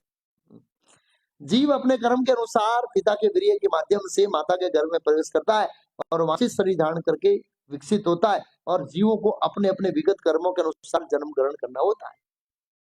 तो 7 महीने के बाद माँ के गर्भ में बच्चे को चेतना आती है। कितने महीने के बाद, हाँ, इसलिए कई बार माता सोचती है 7 महीने से पहले मार देते हैं, जीव आए पहले, ऐसे सोचते हैं, लेकिन नहीं, जीव तो पहले आ जाता है। लेकिन 7 महीने में माता के गर्भ में जो बच्चा होता है उसके शरीर के अंग विकसित होते हैं। अंग विकसित होने के बाद उसका हार्ट पंपिंग होता है, और उसके बाद उसके अंदर उसकी चेतना आती है। 7 महीने के पता लगता है कि मैं बंदी बनाया गया हूँ, माँ के घर में बंदी हूँ। वो जगता है 7 महीने के बाद, तब पता लगता है। तो पूर्व मृत्यु 7 मास की समाधि है, जगने पर हमको पता लगता है। तो यहाँ पर देखा है कि जब परीक्षित महाराज इस तरह से उसको ब्रह्मास्त्र आया तो देखा कि परमेश्वर भगवान कृष्ण आ रहे हैं। अब 3 श्लोकों के अंदर माता के गर्भ में परीक्षित महाराज ने भगवान को देखा, वो भगवान कैसे थे उसका वर्णन हो रहा है। कितने श्लोक में, माता के गर्भ में भगवान उनकी ओर आ रहे थे तो देखा है? तो क्या लिखा है, वे भगवान केवल अंगूठा भर थे। कितना थे, हाँ, भगवान माँ के गर्भ के अंगूठे जितने छोटे। आप सोचिए, अंडांतरस परमाणु चयांतर, भगवान परमाणु में भी प्रवेश कर सकते हैं। भगवान एक चींटी की हृदय में भी बैठे हैं, कितने सूक्ष्म है, और एक हाथी के हृदय में भी बैठे हैं, और विशाल वट वृक्ष के हृदय में भी बैठे हैं। वट वृक्ष ऐसे हृदय नहीं होता है, लेकिन परमात्मा उसके साथ रहते हैं, वो भी एक आत्मा है। भगवान बड़े भी बन सकते हैं, छोटे भी बन सकते हैं। तो एक अंगूठे से परमात्मा हमारे अभी हमारे हृदय में बैठे, परमात्मा वो अंगूठे से शास्त्र में लिखा है, अंगूठे जितने छोटे हार्ट ऐसे। किंतु वे पूर्णतः दिव्य थे, उनका शरीर भौतिक नहीं था, अत्यंत सुंदर था, श्याम वर्ण का था, अच्युत थे। अच्युत मतलब उनका संकल्प विफल होने वाला नहीं था। उनका वस्त्र बिजली के समान चमचमाता, पित्त वर्ण का था, पीतांबर पहने हुए थे। उनका मुकुट सोने का था, और इस रूप में उन्होंने देखा। 4 भुजा थी। कितनी भुजा थी, 4 भुजा थी, कुंडल सोने के थे, आंखों में क्रोध था। क्यों क्रोध था? क्योंकि दुष्ट अश्वत्थामा मेरे भक्त को मार रहा है, जो बेचारा मां के गर्भ में है और युद्ध करने के लिए सक्षम नहीं है। भगवान बहुत गुस्से हुए। शास्त्रों के अनुसार योद्धा जब सजो मतलब सजाग हो, सचेत हो, आवान हो, उसको मारे। हाथ में अस्त्र नहीं है, भागता हुआ है, उसको नहीं मार सकते। और ये तो बालक थे, और वो भी माला के घर में नीच है। आप सोचिए अश्वत्थामा ने कितना हीन कार्य किया ब्राह्मण के होने के बावजूद भी। इसलिए भगवान ने स्वयं श्राप दिया है कि जब तक ये कलयुग रहेगा तेरे यहां से परो निकलता रहेगा। क्या निकलता रहेगा? तुम किसी से बात नहीं कर पाएगा, अकेला घूम रहा हो, यहाँ से परो निकल रहा है। ऐसे ही गंदगी। भगवान बहुत लाल थी। जब वे चारों ओर घूमने लगे तो उनकी गदा चारों ओर घूमने उल्का की भांति भगवान ने गदा को ऐसे घुमाया। परीक्षित महाराज के शरीर है और उनकी चारों ओर भगवान की गदा घूम रही थी, और वो गदा किससे टकरा रही थी? ब्रह्मास्त्र से। ब्रह्मास्त्र के जो ताप था उसको वो गदा रोक रही थी, प्रोटेक्शन कर रही थी ऐसे निरंतर। फिर क्या हुआ? अस्त्र तेजस वगदया निहारम इव गोपति विदयान्नम सस्क्राणे परीक्षते क इति असि। भगवान उस ब्रह्मास्त्र के तेज को विनष्ट करने में इस प्रकार संलग्न थे, तो जिस प्रकार सूर्य औंस की बूंदों को उड़ा देता है। सूर्य किसको उड़ा देता है? औंस में, औंस पता है? झाकर। सुबह में झाकर पड़ता है और सूर्य का प्रकाश आता है, वो झाकर उड़ जाती है। ऐसे ही भगवान की गदा से ये जो ब्रह्मास्त्र का ताप था वो क्या हो गया? नष्ट हो गया, ताप चला गया। वे बालक को दिखाई पड़े और वे सोचने लगे ये कौन है? परीक्षित महाराज सोचने लगे ये कौन है मां के गर्भ में। प्रभुपाद जी ने बहुत अच्छा आगे बताया है कि मां के गर्भ में कभी कभी जीव को एहसास होता है कि मैं बहुत गंभीर खराब कंडीशन में हूं, तो बाहर निकलने के लिए भगवान को क्या करता है? प्रार्थना करता है। मां के गर्भ से बड़ी पीड़ा थी। मां के गर्भवास इतना आसान नहीं। करोड़ों जन्मों से हम इस गर्भवास को सहते आए, और ये मानव शरीर ऐसा है जिसमें पीड़ा से बाहर निकल सकते हैं। कभी कभी जीव भगवान को पुकारता है, प्रभु इससे बाहर निकालने में तेरे भजन करूंगा, और जैसे बाहर आता है उसको क्या करते हैं सब? वो बेचारा रोता हुआ, देखो कोई बच्चा हंसता हुआ जन्मता देखा है कभी? हाँ हाँ हाँ हाँ, बड़ा आनंद आया अंदर, ऐसा कभी देखा? बेचारा रोता हुआ जन्मता, रोता हुआ है, और रोता हुआ ही मरता है। इस संसार में सब रो रहे हैं। कोई आनंद से मरता देखा है? हाँ हाँ हाँ हाँ, अच्छी तरह से जा रहा हूँ भाई, घबराना मत बच्चों, अच्छी तरह से जा रहा हूँ। तो रोता है, जन्म भी रोते हुए लेता है और मरता भी। एक एक एक वक्त ने बहुत अच्छा एग्जाम्पल दिया कि हम बोतल के साथ जन्म लेते हैं, बोतल के साथ मर जाते। जन्म लेते तो दूध की बोतल, थोड़े बड़े होते तो पेप्सी की बोतल, उससे बड़े होते दारू की बोतल, और दारू पीने से बहुत खराब होता है तो ग्लूकोज की बोतल। ये बोतल में जीवन पूरा हो जाता है। ऐसा है एकदम। तो कहने का मतलब है हम रोते हुए जन्मते हैं और रोते हुए मरते हैं। ये रोने वालों की दुनिया है, दुखाल है, मैं साथ सकता हूँ। तो कभी कभी जीव, प्रभुपा जी बोला भाग्यवश कपिल देव ने कहा है कि माता के गर्भ में बालक प्रार्थना करता है, लेकिन बाहर आकर वो भगवान को क्या करता है? भूल जाता है। और कई बार भगवान परमात्मा रूप याद दिलाते हैं, अरे भाई तुमने प्रार्थना किया था गर्भ में, मैं तेरी भक्ति करूंगा तू मेरी भक्ति करेगा, तुमने प्रॉमिस किया है, इसलिए मैं इसको वालों को भेज रहा हूँ, ये गीता लेके पढ़ ले, और तुमने मेरे को प्रॉमिस किया था उसको, वो प्रॉमिस को सफल कर। यस, हम भगवान बोले, प्रभुपा जी कपिल देव बोले कभी कभी जीव ऐसे भगवान को याद करता है, सब नहीं करते हैं, सौभाग्यवश माता के घर में। फिर क्या हुआ? विधुई तदे आत्म्या भगवान गुभ विभु विनोदस्मासस्य तत्रे ददे हरि। इस प्रकार बालक के देखते देखते प्रत्येक जीव के परमात्मा धर्म के पालक पूर्ण पुरुष भगवान जो सारी दिशाओं में व्याप्त है, काल तथा देश की सीमाओं से परे तुरंत अंतर्धान हो गए। उन्होंने देखा कि जो शरीर, जो भगवान को मैं देखा वो भगवान काल और देश के अधीन नहीं। उनको ये भी एक्सपीरियंस हुआ कि भगवान काल के अधीन नहीं, ये काल के नियंता है। मिथ्योदशास्य तत्रैव दते हरि, काल के नियंता है, वो काल के अधीन नहीं थे। हम सब काल के अधीन है और हम कुछ नियमों से बंधे हुए हैं। प्रभुपाद बोले बालक परिचित कोई ऐसे जीव को नहीं देख रहा जा तो देश काल से बंधा हो। भगवान तथा जीव में जमीन आसमान का अंतर होता है। यहाँ पर भगवान को देश काल की सीमाओं से परे कहा। ऐसे परम पुरुष बताया गया है। प्रत्येक जीव देश काल से सीमित बंधा हुआ रहता। हम नियमों से बंधे, देश के नियमों से बंधे, काल के नियमों से बंधे, लेकिन वो परे थे। इस तरह से वो अदृश्य हो गए। अब अदृश्य हो गए तो उसके बाद कहते हैं ततः सर्वगुण उदर को सानुकूल ग्रह यज्ञ वंशधर पांडोर भूये पांडोरी बजोसा तत्पश्चात कर्म सारी राशि तथा न प्रकट हुआ है। तब पांडु के उत्तराधिकारी ने जन्म लिया जो पराक्रम में पांडुओं के समान था। परिस्थिति महाराज ने कब जन्म लिया? जब ग्रह और नक्षत्र अनुकूल थे। ये पॉइंट बहुत महत्वपूर्ण है हमारे लिए। पूर्वज बोले जीव पर ग्रहों नक्षत्रों का प्रभाव, राज्य का जो नियंत्रण है ना, वो हमको क्या करते हैं? नियंत्रित करते हैं ना। हम ट्रैफिक लाइट को क्रॉस नहीं कर सकते, और किया तो आजकल तो सीसीटीवी है, प्रधानमंत्री एडवांस में चल रहे हैं, ऐसे ये लोग कंट्रोल नहीं हो गए। एक दिन वो हमारे एक भक्त बना थे विजयनगर में, पता नहीं घर में 500 रुपये का मेमो आ गया घर में। फिर पता लगाया कि बाकरो रोड पर एक सीसीटीवी कैमरा लगा था। बिना बेल्ट पहने हुए गए, आ गया। हमारे मंदिर में 2 बार मेमो आ गया। एक भक्त वाहन लेके गया और सीसीटीवी पकड़ा गया। सीसीटीवी लगा जाए, ऐसे भगवान के भी सीसीटीवी लगे हुए हैं। हाँ, भगवान पकड़ लेते हैं, लेकिन भगवान का मेमो लास्ट में आता है यमराज के पास। किसके पास आता है? वो यमराज बोलते देख बेटा, यहाँ तुमने गड़बड़ किया है। पहला मेमो, दूसरा मेमो, तीसरा मेमो, एक मेमो के बाद वहां हिसाब होता है, और फिर यमराज दूसरे जन्म में उसका हमको दंड देते।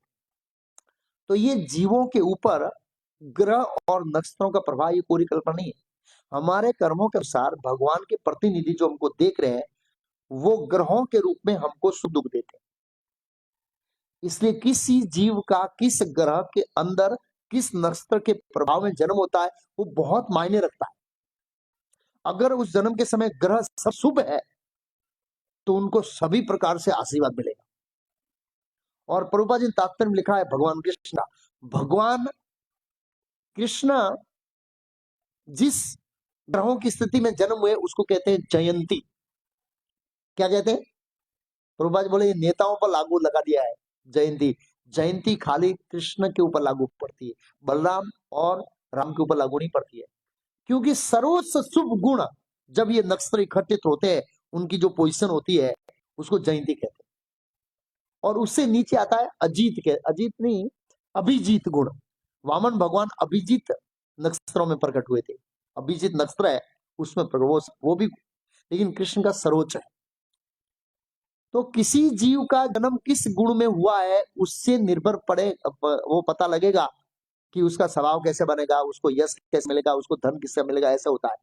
और कभी नक्षत्रों का इतना बुरा प्रभाव पड़ेगा ना, तो हमारे नजर में एक ऐसे भक्त हैं, उनका लड़का साइकिस्ट्रिक है। बहुत इलाज कराया, बहुत इलाज कराया, बहुत इलाज कराया, लेकिन नहीं हुआ। ज्योतिष ने बताया इसका जन्म इतने बुरे नक्षत्रों और क्या बोलते हैं गांव में हुआ है कि इस जन्म में इसको नहीं सुधार सकते। यस, इतने बुरे, कितना भी आप करो इसको अगले जन्म में सुधरेगा, वो भी गाय की सेवा करने से। इतना खतरनाक होता है। इस जन्म में आप वो परिस्थिति से बाहर नहीं निकल सकते। बोला क्यों? इतना अशुभ गण में उनका जन्म हुआ है, तो पिछले जन्म का कुछ कर्म होगा। लेकिन परिचित महाराज ने जन्म किया, तद सर्व गुण उदर के सभी शुभ ग्रह शुभ नक्षत्र सानुकूल उदय, वो अपनी अपनी सानुकूल परिस्थिति में शुभ घड़ी में आके बैठ गए। ये ग्रह होते हैं वैसे पूरा, इसमें देखा होगा आपने, क्या बोलते हैं, ये सेमिनार दिया, क्या बोलते हैं इसको, कॉस्मोलॉजी के ऊपर मुरलीधर प्रभु ने बहुत अच्छा स्टडी किया। ये ग्रह घूमते हैं, सूर्य अभी अभी चंद्रमा किस ग्रह के अंदर है, सूर्य किस ग्रह के अंदर है, किस नक्षत्र में घूम रहा है, कौन सी राशि में घूम रहा है, वो सब वो हमारे पर तो कोई नहीं बोलते भाई तारे तो शनि नहीं बनोती बेसी लीजिए, तारे मंगल छे, तारे आ छे, वो सब सही है, कोई गलत नहीं। लेकिन प्रभुपा जी ने बोला ये ग्रह है ना, दो कारण से अनुकूल होते हैं। कितने कारण से? एक तो जीव के कर्म से, एक तो जीव का कर्म अच्छा होता है तो। लेकिन यहाँ पर परीक्षित महाराज के कर्म का सवाल नहीं है।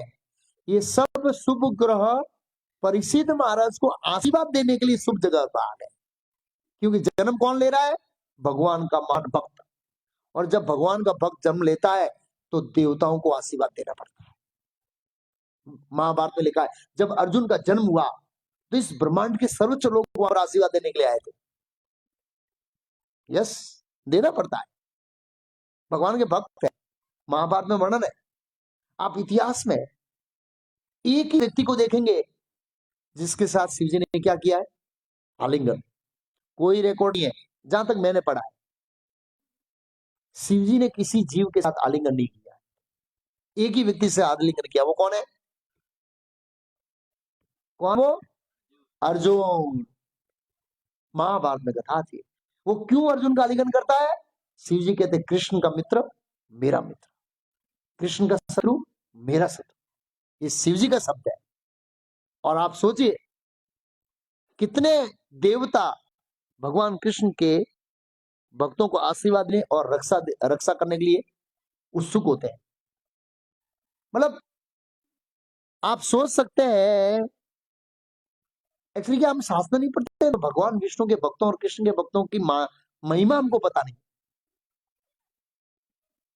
जब दुर्वासा मुनि ने अम्बरीश महाराज को परेशान किया तो भगवान विष्णु ने हाथ खड़ा कर दिया, इसमें मैं कुछ नहीं कर सकता हूं, आपको अम्बरीश महाराज के पैर पकड़ने होंगे। ये महिमा। फिर यमराज, महाभारत युद्ध में यमराज कौन है? विदुर जी है महाभारत प्रसंग में। भागवत के इसी 13वें अध्याय में आएगा अभी आगे। विदुर जी सपने में भी पांडवों को दुखी देखने नहीं सकते, सपने में भी। आप सोचिए। और युधिष्ठिर महाराज बोलेंगे काकाश्री जिस तरह एक पक्षी अपने अंडों की रक्षा करता है उस तरह आपने हमारा जीवन बचाया। वास्तव में बचाया, विदुर जी ने बचाया लाक्षागृह से। आप सोचिए पूरी दुनिया को डंडा मारने वाला व्यक्ति, इतना कठोर हृदय है किसका? यमराज का। वही यमराज पांडवों की सेवा में लगे हुए हैं। क्यों? ये सब भगवान के भक्त है। ये भगवान कृष्ण और विष्णु के भक्तों का महात्म्य है। जो व्यक्ति तीनों लोगों का डंडा मारता है जीवों को, वो उनको बचाने में लगा हुआ है। और युधिष्ठिर याद कर। दूसरा उदाहरण देवराज इंद्र। महाभारत में कथा है जब पांडव काम्यवन में रहते थे। कहां रहते थे? काम्यवन में। तो पांडवों को परेशान करने के लिए दुर्योधन ने योजना बनाई। दुर्योधन ने कहा कि हम जाएंगे और काम्यवन के वहां खूब एक मजे का पंडाल डालेंगे। क्या डालेंगे? करोड़ों रुपयों का खर्चा करेंगे और खूब नाचेंगे गाएंगे शराब पिएंगे और पांडवों को ईर्ष्या से जलाएंगे कि हम देखो कितने धूमधाम से मजा ले रहे हैं और आप सूखी सूखी रोटी खा के सूखी चौकड़ी में रहते। इस तरह से उनको जलन उत्पन्न करने के उद्देश्य से वो काम्यवन में गए। ये समाचार किसको पता लगा? इंद्र को पता लगा। इंद्र ने किसको भेजा? चित्ररथ को भेजा, जाओ दुर्योधन को उठा के ले आओ, पांडवों को परेशान करने जा रहा है। हाँ, और दुर्योधन को उठा के जा रहा था चित्ररथ, तो उसको बचाने के लिए सब लोग आए थे, उनको सब हरा दिया गंधर्वों ने। तो फिर दुर्योधन का सारथी किसके पास गया? युधिष्ठिर महाराज के पास। दुर्योधन को ले जा रहे हैं, युधिष्ठिर महाराज के जाओ छोड़ा के लिए बोला। भीम तो खुश हो गया, नाचने लगा। अरे भाई जिसको मैं मारने वाला था उसको दूसरा मार रहा है, अरे यार फिश देनी चाहिए, फिश आपको। चुप। युधिष्ठिर महाराज डांटा उनको, तो धर्मराज से बोला नहीं ये घर का मामला है, हम 105 है, बाहर का आएगा तो 105, ये घर का मामला है, 100 उठ जाएगा, जाओ, अगर तुम लोग नहीं जाओ तो मैं जाता हूँ। जब युधिष्ठिर महाराज ने बाजूबंद चढ़ाए तो अर्जुन ने पैर पकड़ लिए, बैठ जाइए मैं चाहता हूँ। अर्जुन क्या? और चित्ररथ को बोला अरे यार इनको क्यों ले जा रहे हैं? नहीं, चित्ररथ ने बोला अर्जुन को छोड़ा क्यों है तुम? ये तुम्हारे पिता देवराज इंद्र की आज्ञा है। बोला नहीं, युधिष्ठिर महाराज की आज्ञा है। अब उनको कहिएगा युधिष्ठिर महाराज को क्षमा करना चाहते हैं। तब उसने छोड़ा, नहीं तो नहीं छोड़ा। आप सोचिए कि एक भक्तों को कोई परेशान करता, देवता भी सहन नहीं करते। ऐसे कई सारे प्रसंग है शास्त्रों के अंदर। अभी टॉपिक मेरा दूसरा जाएगा, लेकिन हम शास्त्र पढ़ेंगे, भागवतम पढ़ेंगे, पता लगेगा कि देवता भी भक्त से कितना प्रेम करते हैं। और हम देखेंगे परीक्षित महाराज जब यहां से भक्ताम जाएंगे, देवता पुष्प वृष्टि करेंगे। क्या करेंगे? प्रसन्न हो जाएगा। ओ, एक जीव निकला। कितना निकला? एक संसार से बड़े देवता प्रसन्न हो गए। ऐसे तत्पश्चात कमल सारी राशि और नक्षत्रों से शुभ लक्षण प्रकट हुए, तो पांडु के उत्तरेक आदि जन्म लिया, जो पराक्रम में उनके समान था। तो ये जो ग्रह है, ये ग्रह सब सही है, उनकी असर सही है। अब क्या होता है, इन ग्रहों के असर से हमारे जीवन में कुछ मंगल आता है, शनि आता है ना, उसका उपयोग ये ज्योतिषी लोग बुरी तरह से करते हैं। भाई आज ज्योतिष का धंधा बहुत जबरदस्त चलता है। एक बार मैं शताब्दी में जा रहा था और एक टीसी आया, महाराज देखते हैं? बोला नहीं। कैसे महाराज है? आजकल तो ये धंधा चल रहा है, पैसा कमाओ महाराज, इस दुनिया में पैसा। कौन बोला है? टीसी बोला है। मैंने बोला इसको मैं देखता नहीं हूं, मैं मिटा देता हूँ। बोला डर गया, बोला मिटा दे। बोला हाँ, हम लोग कीर्तन करते हैं और हाथ की रेखाएं मिट जाती है। भगवान का नाम, हाथ की रेखाएं क्या है बताया आपको? क्या है? पिछले जन्मों का कर्मों का हिसाब है भाई। यस। और हम कीर्तन करते हैं, ताली बांटते हैं, तो रेखा भूस जाती, दिखती है लेकिन भूस जाती है, मतलब कर्म खलास हो गया। हाँ, भक्ति करने से कर्म बदल सकता है। सिंपल एग्जांपल दूं आपको, इस्कॉन में 5,000 ब्रह्मचारी होंगे वर्ल्ड वाइज। कितने ब्रह्मचारी जो होंगे? जितने होंगे, सबके जन्माष्टमी में लिखा है कि विवाह होगा। अभी तक तो हुआ नहीं भगवान के पास। इसका मतलब वो बंधन से मुक्त हो गए ना। आप समझिए ना, इसका मतलब रेखा मिट गई। क्यों मिट गई? भगवान की भक्ति करने। तो ये जो बुरे कर्म है ग्रहों के, शनि, पनौती वनौती, सब सब भगवान की भक्ति करने से नाश हो जाएगी। हरे कृष्ण महामंत्र के 10 सामर्थ्य के साथ मैं संक्षिप्त में बता रहा हूँ। तो कई बार आजकल ज्योतिषी क्या करते हैं, किसी देखो, ये भौतिक संसार में कोई ना कोई तकलीफ, किसी के पत्नी की तकलीफ, बच्चों की तकलीफ, धन की तकलीफ, व्यापार की तकलीफ, नौकरी की तकलीफ, और वो जाके ज्योतिष कहता है वाइफ से परेशान है। बोला हाँ यार, तेरे को कैसे पता लग गया? सब लोग परेशान है भाई। छोटा मोटा झगड़ा तो चलता ही रहता है। पैसों की समस्या किसको नहीं है भाई? सब लोन ले रहे नहीं रहे, बराबर, सब समस्या है। नौकरी की समस्या किसको नहीं है? सबको बॉस परेशान करता है। बिजनेस में भी कंपटीशन है, तपस्या है, सब समस्या है। वो एक तुक्का मारता सही पड़ जाता है, बोलता है देखो भाई पनौती है। और पनौती कितनी बोले? बोला 27 साल की है। वो 1-2 साल नहीं बोलेगा। अब वो डर जाता है, यार इसका क्या करूं? बोला ये शनि देव का जप करना है। कितना? 500 करोड़। वो 1-2 करोड़ क्या, 1-2 लाख नहीं बोलेगा, इतना बड़ा बोलेगा कि सामने व्यक्ति करने वाला असमर्थ होगा। फिर बोला वो ज्योतिष बोलेगा डरने की कोई बात नहीं है, मैं आपके लिए वो जप कर सकता हूं और इतना रुपया आप मुझे दे दीजिए। ये ऐसा धंधा चलता है।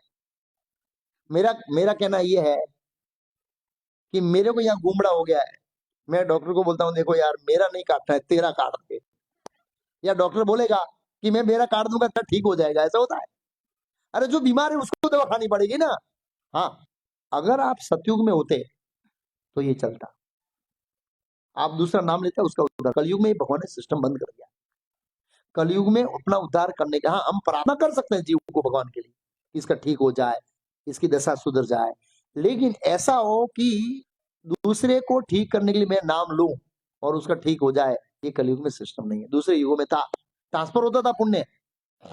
पद्म पुराण में कथा है, एक वेश्या ने एक मरते हुए बैल को अपना पुण्य ट्रांसफर किया। एक बैल मर रहा था, ये गीता महात्मा की कथा है पद्म पुराण में। तो उसमें क्या हुआ था, वो बैल मरा था, तो वेश्या को दया आई, बेचारा बैल मर रहा है। तो उन्होंने भगवान को प्रार्थना की कि वैसे तो मैं पापी हूं, लेकिन अगर मेरे जीवन में कुछ पुण्य है भी तो पुण्य उस बैल को मिल जाए। और बैल जिंदा हो गया। वेश्या के पास क्या पुण्य था पता है? वेश्या के घर में क्या हुआ था, वेश्या की पूरी टीम थी चोरी करने के लिए। टीम थी, तो उसमें सब पुरुष थे, लेकिन वो इससे अकेली स्त्री थी।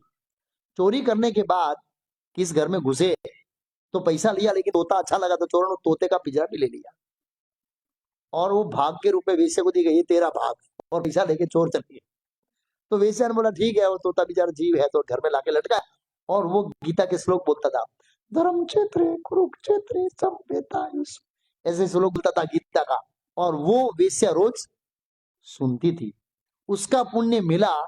अब उसको तो पता नहीं था इसका पुण्य, उसने बोला कि वैसे मेरे पास पुण्य तो है नहीं, लेकिन अगर है भी तो है भगवान इस बैल को देते, और बैल जिंदा हो गया, तो ये उसके पुण्य थे। तो कहने का मतलब इस सतयुग त्रेता में ऐसे ट्रांसफर होता है, कलयुग में नहीं होता है। इसलिए इन इन दशाओं से बाहर निकलना है तो भक्ति एकमात्र उपाय है। भक्ति से हम निकल सकते हैं। फिर आगे क्या कहा है, हिरण्यगामयि ग्रामामृजः नरपतित्वान् ताम तव विप्रेभे प्रजाति से तीर्थवत। पुत्र के जन्म लेने पर युधिष्ठिर महाराज ने, राजा ने ब्राह्मणों को क्या दिया, सोना, भूमि, गाम, हाथी, घोड़े, उत्तम अन्न दिया, क्योंकि वे जानते थे कि दान कैसे देना है, कब देना है और किसको देना है। ये बहुत महत्वपूर्ण है। तीर्थव्रत लिखा है, तीर्थव्रत मतलब जो जानता हो कि कब कैसे और किसको दान दिया जाए। दान योग्य व्यक्ति को देना चाहिए। दान कौन रिसीव कर सकता है, एक तो ब्राह्मण, ब्राह्मण मतलब वो बीड़ी पीने वाला नहीं, क्षमा कीजिए कोई ब्राह्मण है तो, ब्राह्मण दान रिसीव कर सकता है जब वो समाज के कल्याणकारी कार्यों में लगा हो। और एक सन्यासी या साधु जो समाज को आध्यात्मिक ज्ञान देता हो, यही लोग दान लेने के अधिकारी है। बाकी देखा जाता है ज्यादातर दान का क्या होता है, मिसयूज होता है। तो हमको जानना चाहिए कि दान किसको देना है। योग्य जी भगवत गीता में भगवान ने बताया दान अधिकारी को देना चाहिए, और पहले जानना चाहिए अधिकारी कौन है। कई बार लोग बोलते भाई मैंने तो मेरा कर्तव्य अदा कर दिया, वो उसका जो करे वो नहीं चलेगा। भगवान ने मना किया है, भगवान ने हमको बुद्धि दिया है, सोच समझकर दान देना चाहिए। अगर ब्राह्मण है, ब्राह्मण के शास्त्रों के अनुसार जी रहा है तो दान देने के योग्य, नहीं तो वो योग्य नहीं है। लेकिन फिर भी गुजरातियों का दिल तो क्या है, बहुत बड़ा है, बीड़ी पीता है ले जा दान, भाई कोई प्रॉब्लम नहीं, नॉनसेंस करता है ले जा दान। ज्यादातर साधुओं को बिगाड़ते हम लोग, ये जो देखते हैं ना साधुओं को बिगाड़ते हम लोग। कई बार हम देखते हैं साधु मर जाते हैं तो पलंग के नीचे से सोने के बिस्किट निकलते हैं, कहां से आते हैं, हमारे जैसे लोग दान देते हैं आंख बंद करके। भाई देखना चाहिए क्या उपयोग कर रहा है, क्या भगवान की सेवा कर रहा है, किसमें लगा हुआ है, कैसा उसका जीवन है, देखना चाहिए पात्र व्यक्ति। और युधिष्ठिर महाराज उसमें माहिर थे। पूर्वज बोले दान ज्यादातर 3 प्रसंगों में दिया जाता है, जन्म के समय में, विवाह के प्रसंग में, और विवाह के प्रसंग में आजकल वेश्याओं को नचाने में पैसा उड़ाते बड़े बड़े लोग। कोई फायदा नहीं, कोई फायदा नहीं।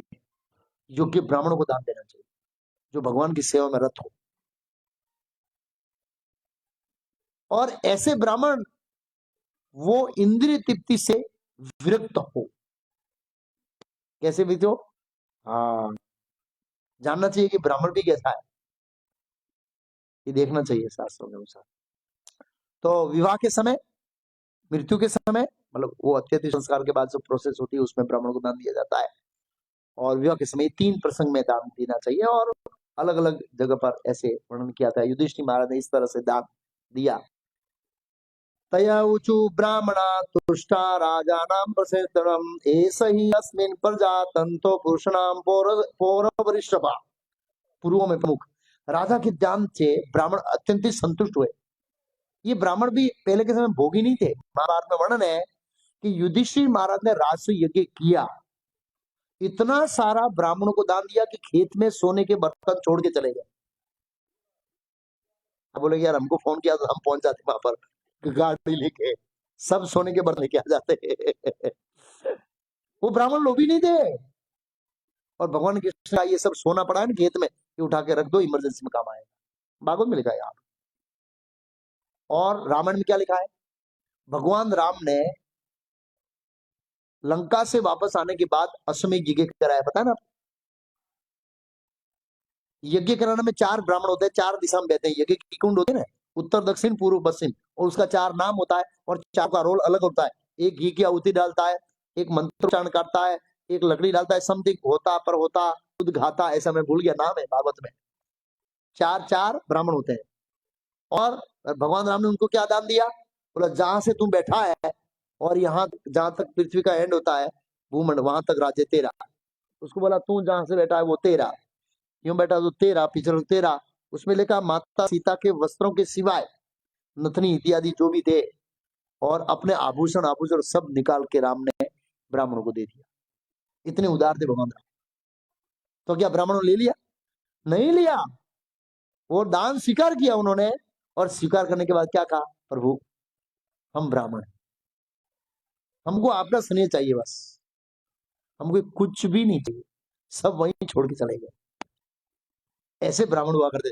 ऐसा नहीं राजा ले लिया खुश हो गए, ओ अभी हम मजा करेंगे, ऐसे नहीं थे। और भगवान राम ऐसे लोगों को यज्ञ नहीं करवाएंगे, इतने निकिंचन ब्राह्मण थे। यस, तो जाना चाहिए।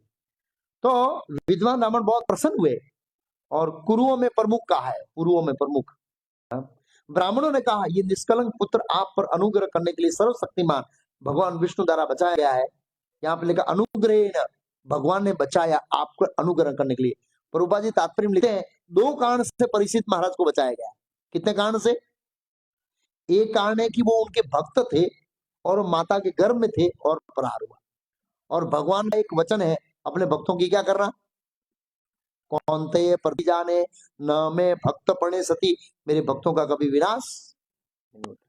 दूसरा कारण था कि कुरुवंश जो एक महान राजर्षि, पुण्यात्मा, धर्मात्मा, उदार और दानी हृदय वाले राजाओं की परंपरा थी, उसकी राजगद्दी पर बैठने वाला कोई नहीं था। और भगवान स्वयं चाहते थे कि पांडवों का वंश इस पृथ्वी पर क्या करे? राज्य करे। क्यों? क्योंकि वो प्रचार करेगा, प्रजा को धर्म की ओर लाएगा। ये 2 कारणों से उन्हें बचा लिया। तो उन्होंने कहा कि भगवान ने आपके ऊपर अनुग्रह करने के कारण इनको बचाया गया। तस्मा नामना विष्णुरात इति लोके भविष्यति न संदेहो महाभाग, भागवत महान भाग। बहुत शब्द उपयोग किया उनके लिए। तस्मा नामना विष्णु रात, ये विष्णु रात के नाम से प्रख्यात होगा, क्योंकि वो हमेशा विष्णु की खोज करेगा।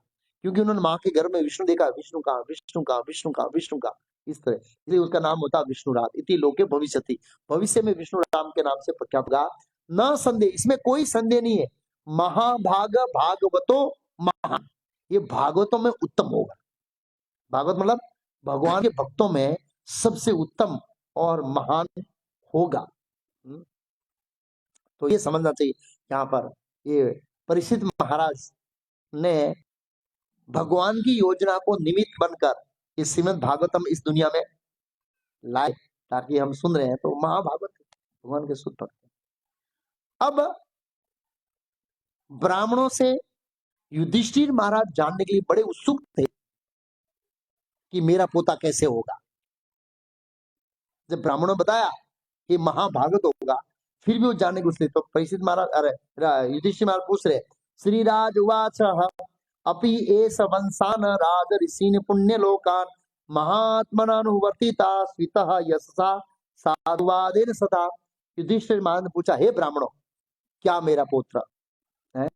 मेरे पूर्वज में हो गए राजाओं के समान पुण्यशाली, धर्मात्मा, प्रजाओं को पिता की तरह पालन करने वाला, और राजर्षियों की तरह होगा या नहीं वो बताइए आप।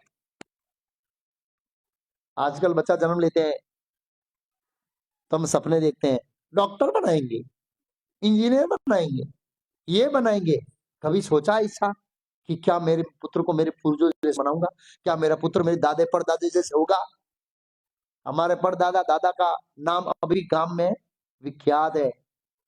यस, लोग गुणगान गाते, हाँ इतने आपके दादा इतने अच्छे थे, आपके दादा ऐसे थे, आपके दादा दानी थे, आपके दादा त्यागी थे, आपके दादा बहुत सरल थे, आपके दादा मानवतावादी थे।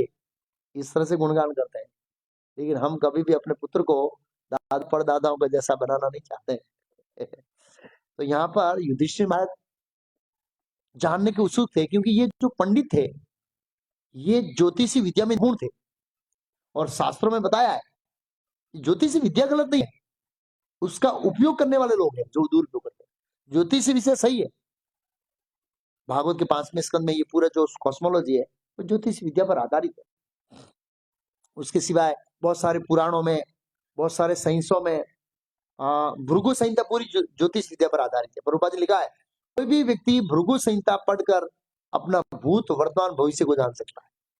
पता है आपको, ब्रह्मा जी ने भृगु मुनि को ये ज्योतिष शास्त्र का ज्ञान दिया। भृगु संहिता व्यक्ति जान सकता है अगर थोड़ा भी निपुण है। तो मैं पहले क्या था, क्या ना एग्जैक्ट किसके घर में जन्म लिया जान नहीं, लेकिन कैसा था, अभी क्या हूं और फ्यूचर मेरा क्या होने वाला वो उससे जान सकता है। यस, भृगु संहिता से इतना प्रखर ज्ञान है। तो लेकिन ज्यादातर अभी इसका दुरुपयोग हो रहा है, लोग पैसे बना रहे हैं। मैंने ज्योतिष को देखा, एक बार मैं कहीं गया था और उसके पड़ोस से आए थे, ऐसे माला वाला पहने हुए थे। तो जो प्रभु जी थे उसका बहुत बड़ा बंगला था और वो बड़े बड़े बंगलों की सोसाइटी थी। बोला ये हमारे पंडित जी हैं, ये विदेश में ये ज्योतिष विद्या करने जाना है। बंगला बना कर बैठा है 5 करोड़ का, ज्योतिष होकर।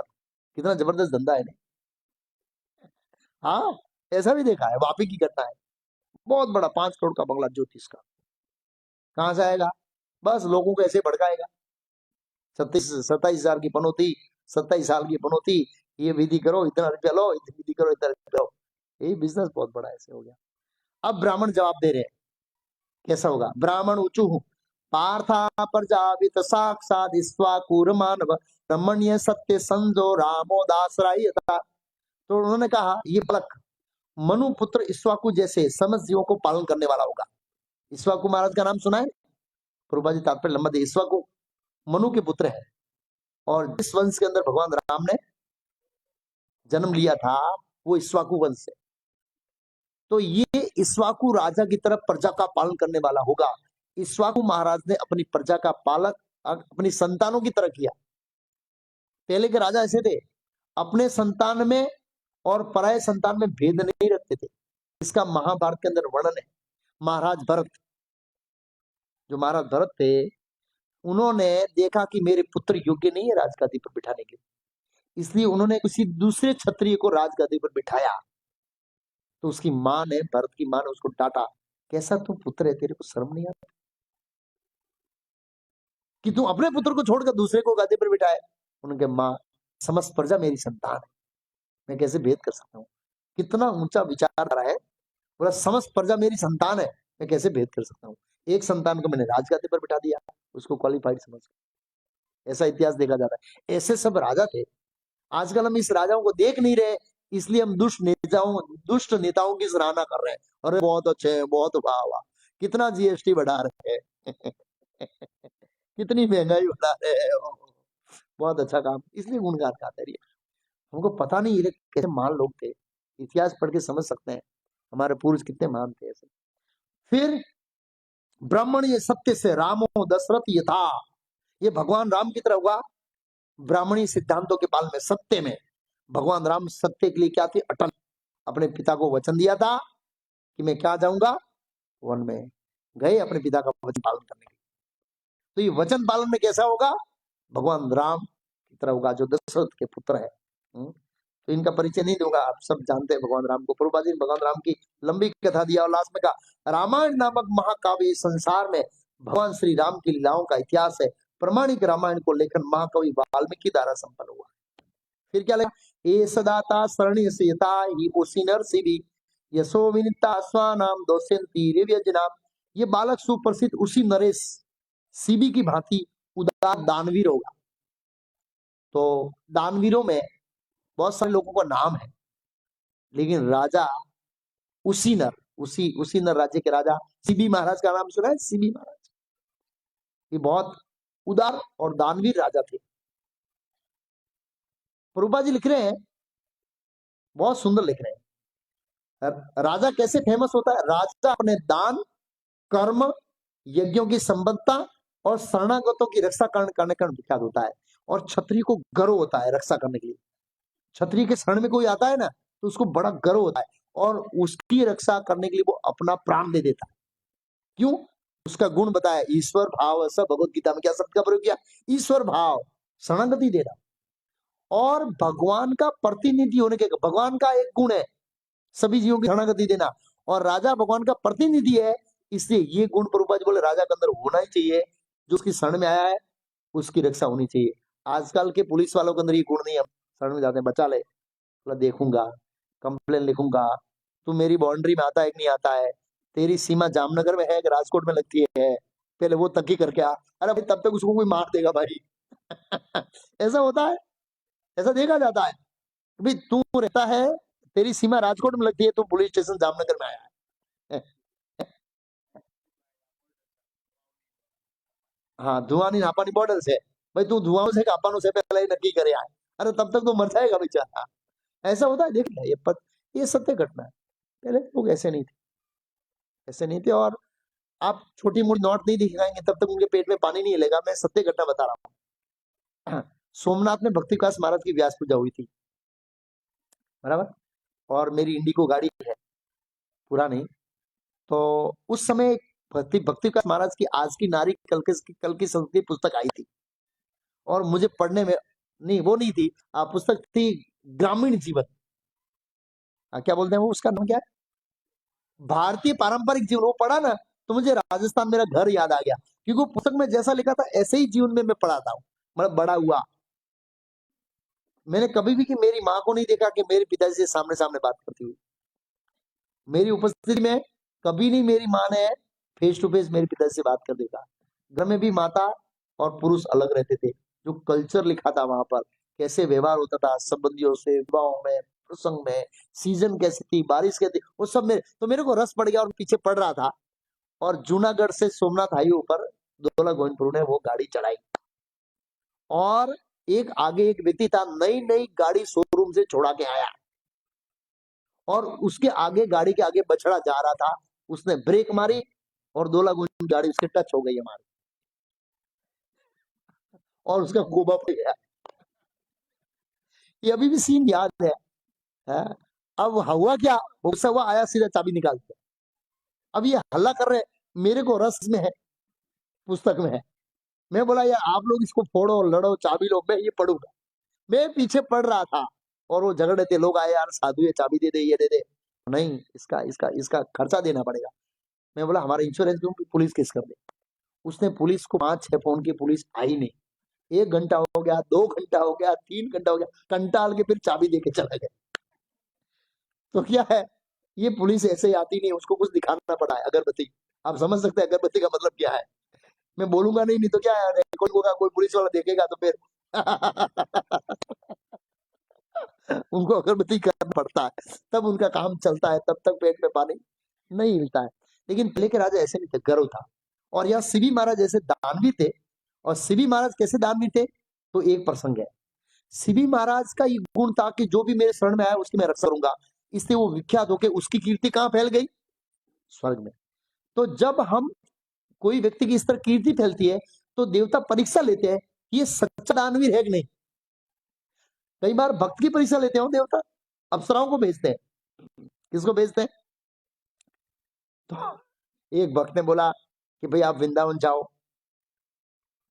तो बहुत सारी अप्सराएं हैं भाई। वो फॉरेनर की गोरियां है, वही आज के लिए ब्रह्मचारी की अप्सरा है। ऐसे भक्त ने कहा फॉरेनर की गोरियां है, वही अप्सरा है, ये ऐसे मजा कर रहे थे जो भी। तो एनीवे, देवता परीक्षा ही लेते हैं कि हम सच्चे भक्त है कि नहीं। तो देवराज इंद्र कौन बने, कबूतर। और अग्निदेव कौन बने, बाज पक्षी। और बाज पक्षी कबूतर के पीछे भाग रहा है, कबूतर आके सीधा गोद में बैठ गया है, किसके, शिवी महाराज के। और बोला मुझे रक्षा करो। और प्रजा का मतलब है जीव, और उसका रक्षा करना धर्म। और आज की तरह ये कबूतर चाइना के प्रेसिडेंट की गोद में बैठा था तो बेचारे को जिंदा खा जाते। मैं गलत बोल रहा हूँ, सही बोल रहा हूँ? ये वीडियो वहां जाएगा तो चिंता नहीं है, क्योंकि उसको चाइनीज भाषा में समझ आएगा नहीं। हाँ, हरे कृष्ण, एक व्यक्ति ने कहा प्रभु चाइना में पक्षी, प्राणी, कबूतर, तोता कोई सुरक्षित नहीं है। एक कंपनी में भरोसे कोई व्यक्ति गया, तो एक वॉचमैन बैठा, कबूतर बैठा, सीधा ऐसे मारा, नीचे गिर गया और वहां सेक के खा रहा है रात। रियली सत्य घटना की बात कर रहा हूँ। कोई चाइना में कंपनी काम से गया था, बेचारा कबूतर कहीं गेट पे बैठ गया, उसके बाद ऐसा नुक्कुल वाला तीर था, मारा, गिराया और पका के खाया। ये स्थिति है। बेचारा सांप जो इतना द्वेषीला है वो भी सुरक्षित नहीं है, उसका भी अचार बना के खाते हैं, आप सोचिए। तो एनीवे सीबी महाराज की गोद में वो पड़ा। सीबी महाराज ने कहा तो इसको छोड़ दे, मैं मेरा मांस दे देता हूँ। पहले तो ना कि फिर एग्री हो गया, तो उन्होंने अपना मांस काट के रखा थोड़ा थोड़ा, बोला इसका वजन के बराबर तेरा मांस मिल जाएगा। तो रख रहा था, तो सामने तो जो कबूतर बैठा था वो तो कबूतर देवराज इंद्र थे और देवता थे। थोड़ा काटा और रखा, फिर खुद बैठ गए। जब खुद बैठ गए तो फिर वो लोग अपने स्वरूप में आ गए देवता, और उन्होंने आशीर्वाद दिया कि आप स्वरूप में आ सकते हैं, आप परीक्षा में पास हो गए। वास्तव में दानी है, क्योंकि वो राजा का वो गुण है, ऐसे उनको वो होता है, गर्व होता है आश्रय देने के लिए ऐसे। तो बोला ये शरण देने में किसकी बात ही होगा, उसी नर की भाई। और शरण दिया था किसको, कलयुग को शरण दिया। इतने बड़े दुष्ट व्यक्ति को शरण इसलिए दिया, जब कलयुग वो आ गया है, कलयुग ने शरण दिया तो वो सौनक मुनि इत्यादि आश्चर्यचकित, अरे यार इतने दुष्ट को शरण क्यों दिया, उसको मार देना चाहिए। लेकिन वे नहीं मार सकते, ये राजा है। उसका स्वभाव क्या है, जो हाथ जोड़ के आता है, फिर वो कलयुग है, दुष्ट है, असुर है, उसको शरण देना पड़ेगा। और भगवान राम ने कहा है कि अगर रावण मेरी शरण में आ जाए मैं अभी भी मार कर सकता हूं। यस, भगवान तैयार थे और भगवान हृदय से बोले थे। नहीं, कुछ ऐसी वार्ता चल रही थी हनुमान के पास, हनुमान जी के वहां चर्चा हो रही थी। तो बोला रावण आएगा और आपकी शरण लेगा, तो बोला हाँ, बोला ये तो मेरी प्रतिज्ञा है, कोई मेरी शरण में आता है तो मैं उसको क्षमा कर दूंगा। भगवान राम रावण को क्षमा करने के लिए तैयार। और विभीषण आए थे, उनको आश्रय दिया, सब मना कर दे, अरे यार ये तो दुष्ट है, असुर है, भाई है ये। भगवान बोले नहीं, मेरी प्रतिज्ञा के क्या, तुमको डाउट हो रहा है लेकिन मेरी प्रतिज्ञा पहले भाई, लोग मेरी प्रतिज्ञा पर विश्वास नहीं करेंगे। और दिया शरण ऐसे। तो वो गुण सेम किसके अंदर है, राजा के अंदर, शरण वालों को आशीर्वाद देना। और परीक्षित महाराज ने कलयुग को दिया, हालांकि वो दुष्ट था तो भी उनकी बाउंड्री बनाई, वो सब किया उन्होंने, नियम बनाए, लेकिन उनको आश्रय दिया। फिर बोला यशो वितानिता स्वानाम दोष्यंतीर यजना, ये दुष्यंत पुत्र भरत के समान अपने पूर्वजों का यश फैलाएगा।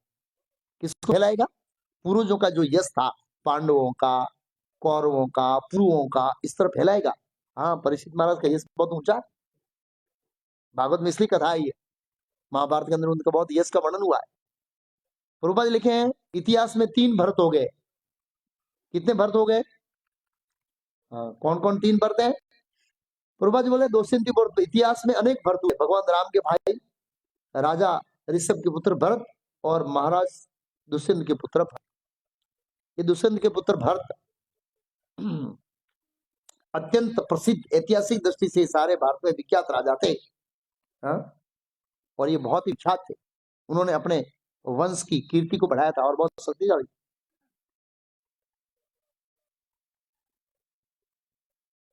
दुष्यंत महाराज की कथा महाभारत के प्रभुपाद लिखे आदि पर्व के अंदर आती है, आदि पर्व के अंदर आती है। फिर लिखा है धनी नाम अग्रणी एस तुल्य स अर्जुन यो दयो हुतास इव दुर्दुस समुद्र इव दुधार, महान धनुर्धरों में ये बालक अर्जुन के समान होगा।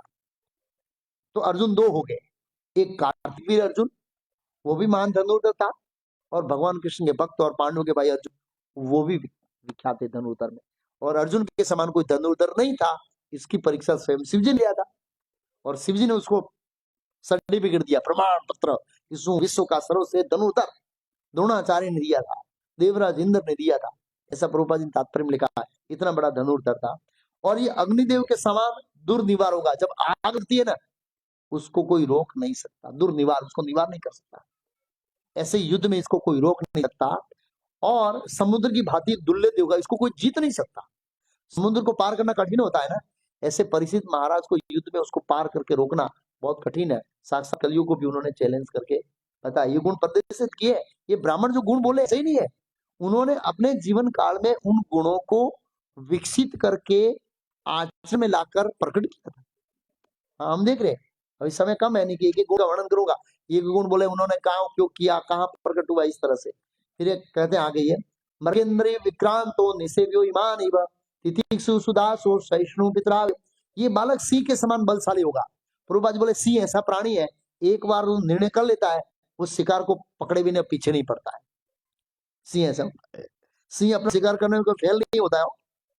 ऐसे परिचित महाराज ने ठान लिया कि इस दुष्ट को पकड़ना है, फिर छोड़ते नहीं। इसलिए कलयुग को घुटने टेकने पड़े परिचित महाराज। फिर लिखा हिमालय की भांति आश्रय प्रदान करना होगा। पूर्वज बोले हिमालय है, सब ऋषि मुनियों को आश्रय प्रदान करते हैं। बहुत सारी गुफाएं हैं, बहुत सारे फल फूल है, बहुत सारे झरने हैं, आश्रय देता है। ऐसे एक राजा है, वो जीवों को क्या देता है? आश्रय देता है।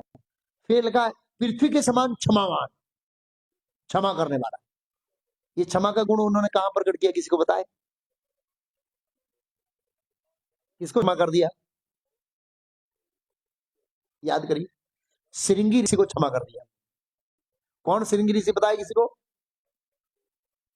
परिचित महाराज को जिसने श्राप दिया, जो बिल्कुल निर्दोष थे, वो कहता आगे आई, क्षमा कर दिया। पूर्वज लिखे उस तात्पर्य में, जो भगवान के इतने शक्तिशाली भक्त थे, जब वो कलयुग को घुटनों पे ला सकते थे, तो ये बालक उनके लिए क्या चीज है? ये श्राप उनके लिए क्या चीज है?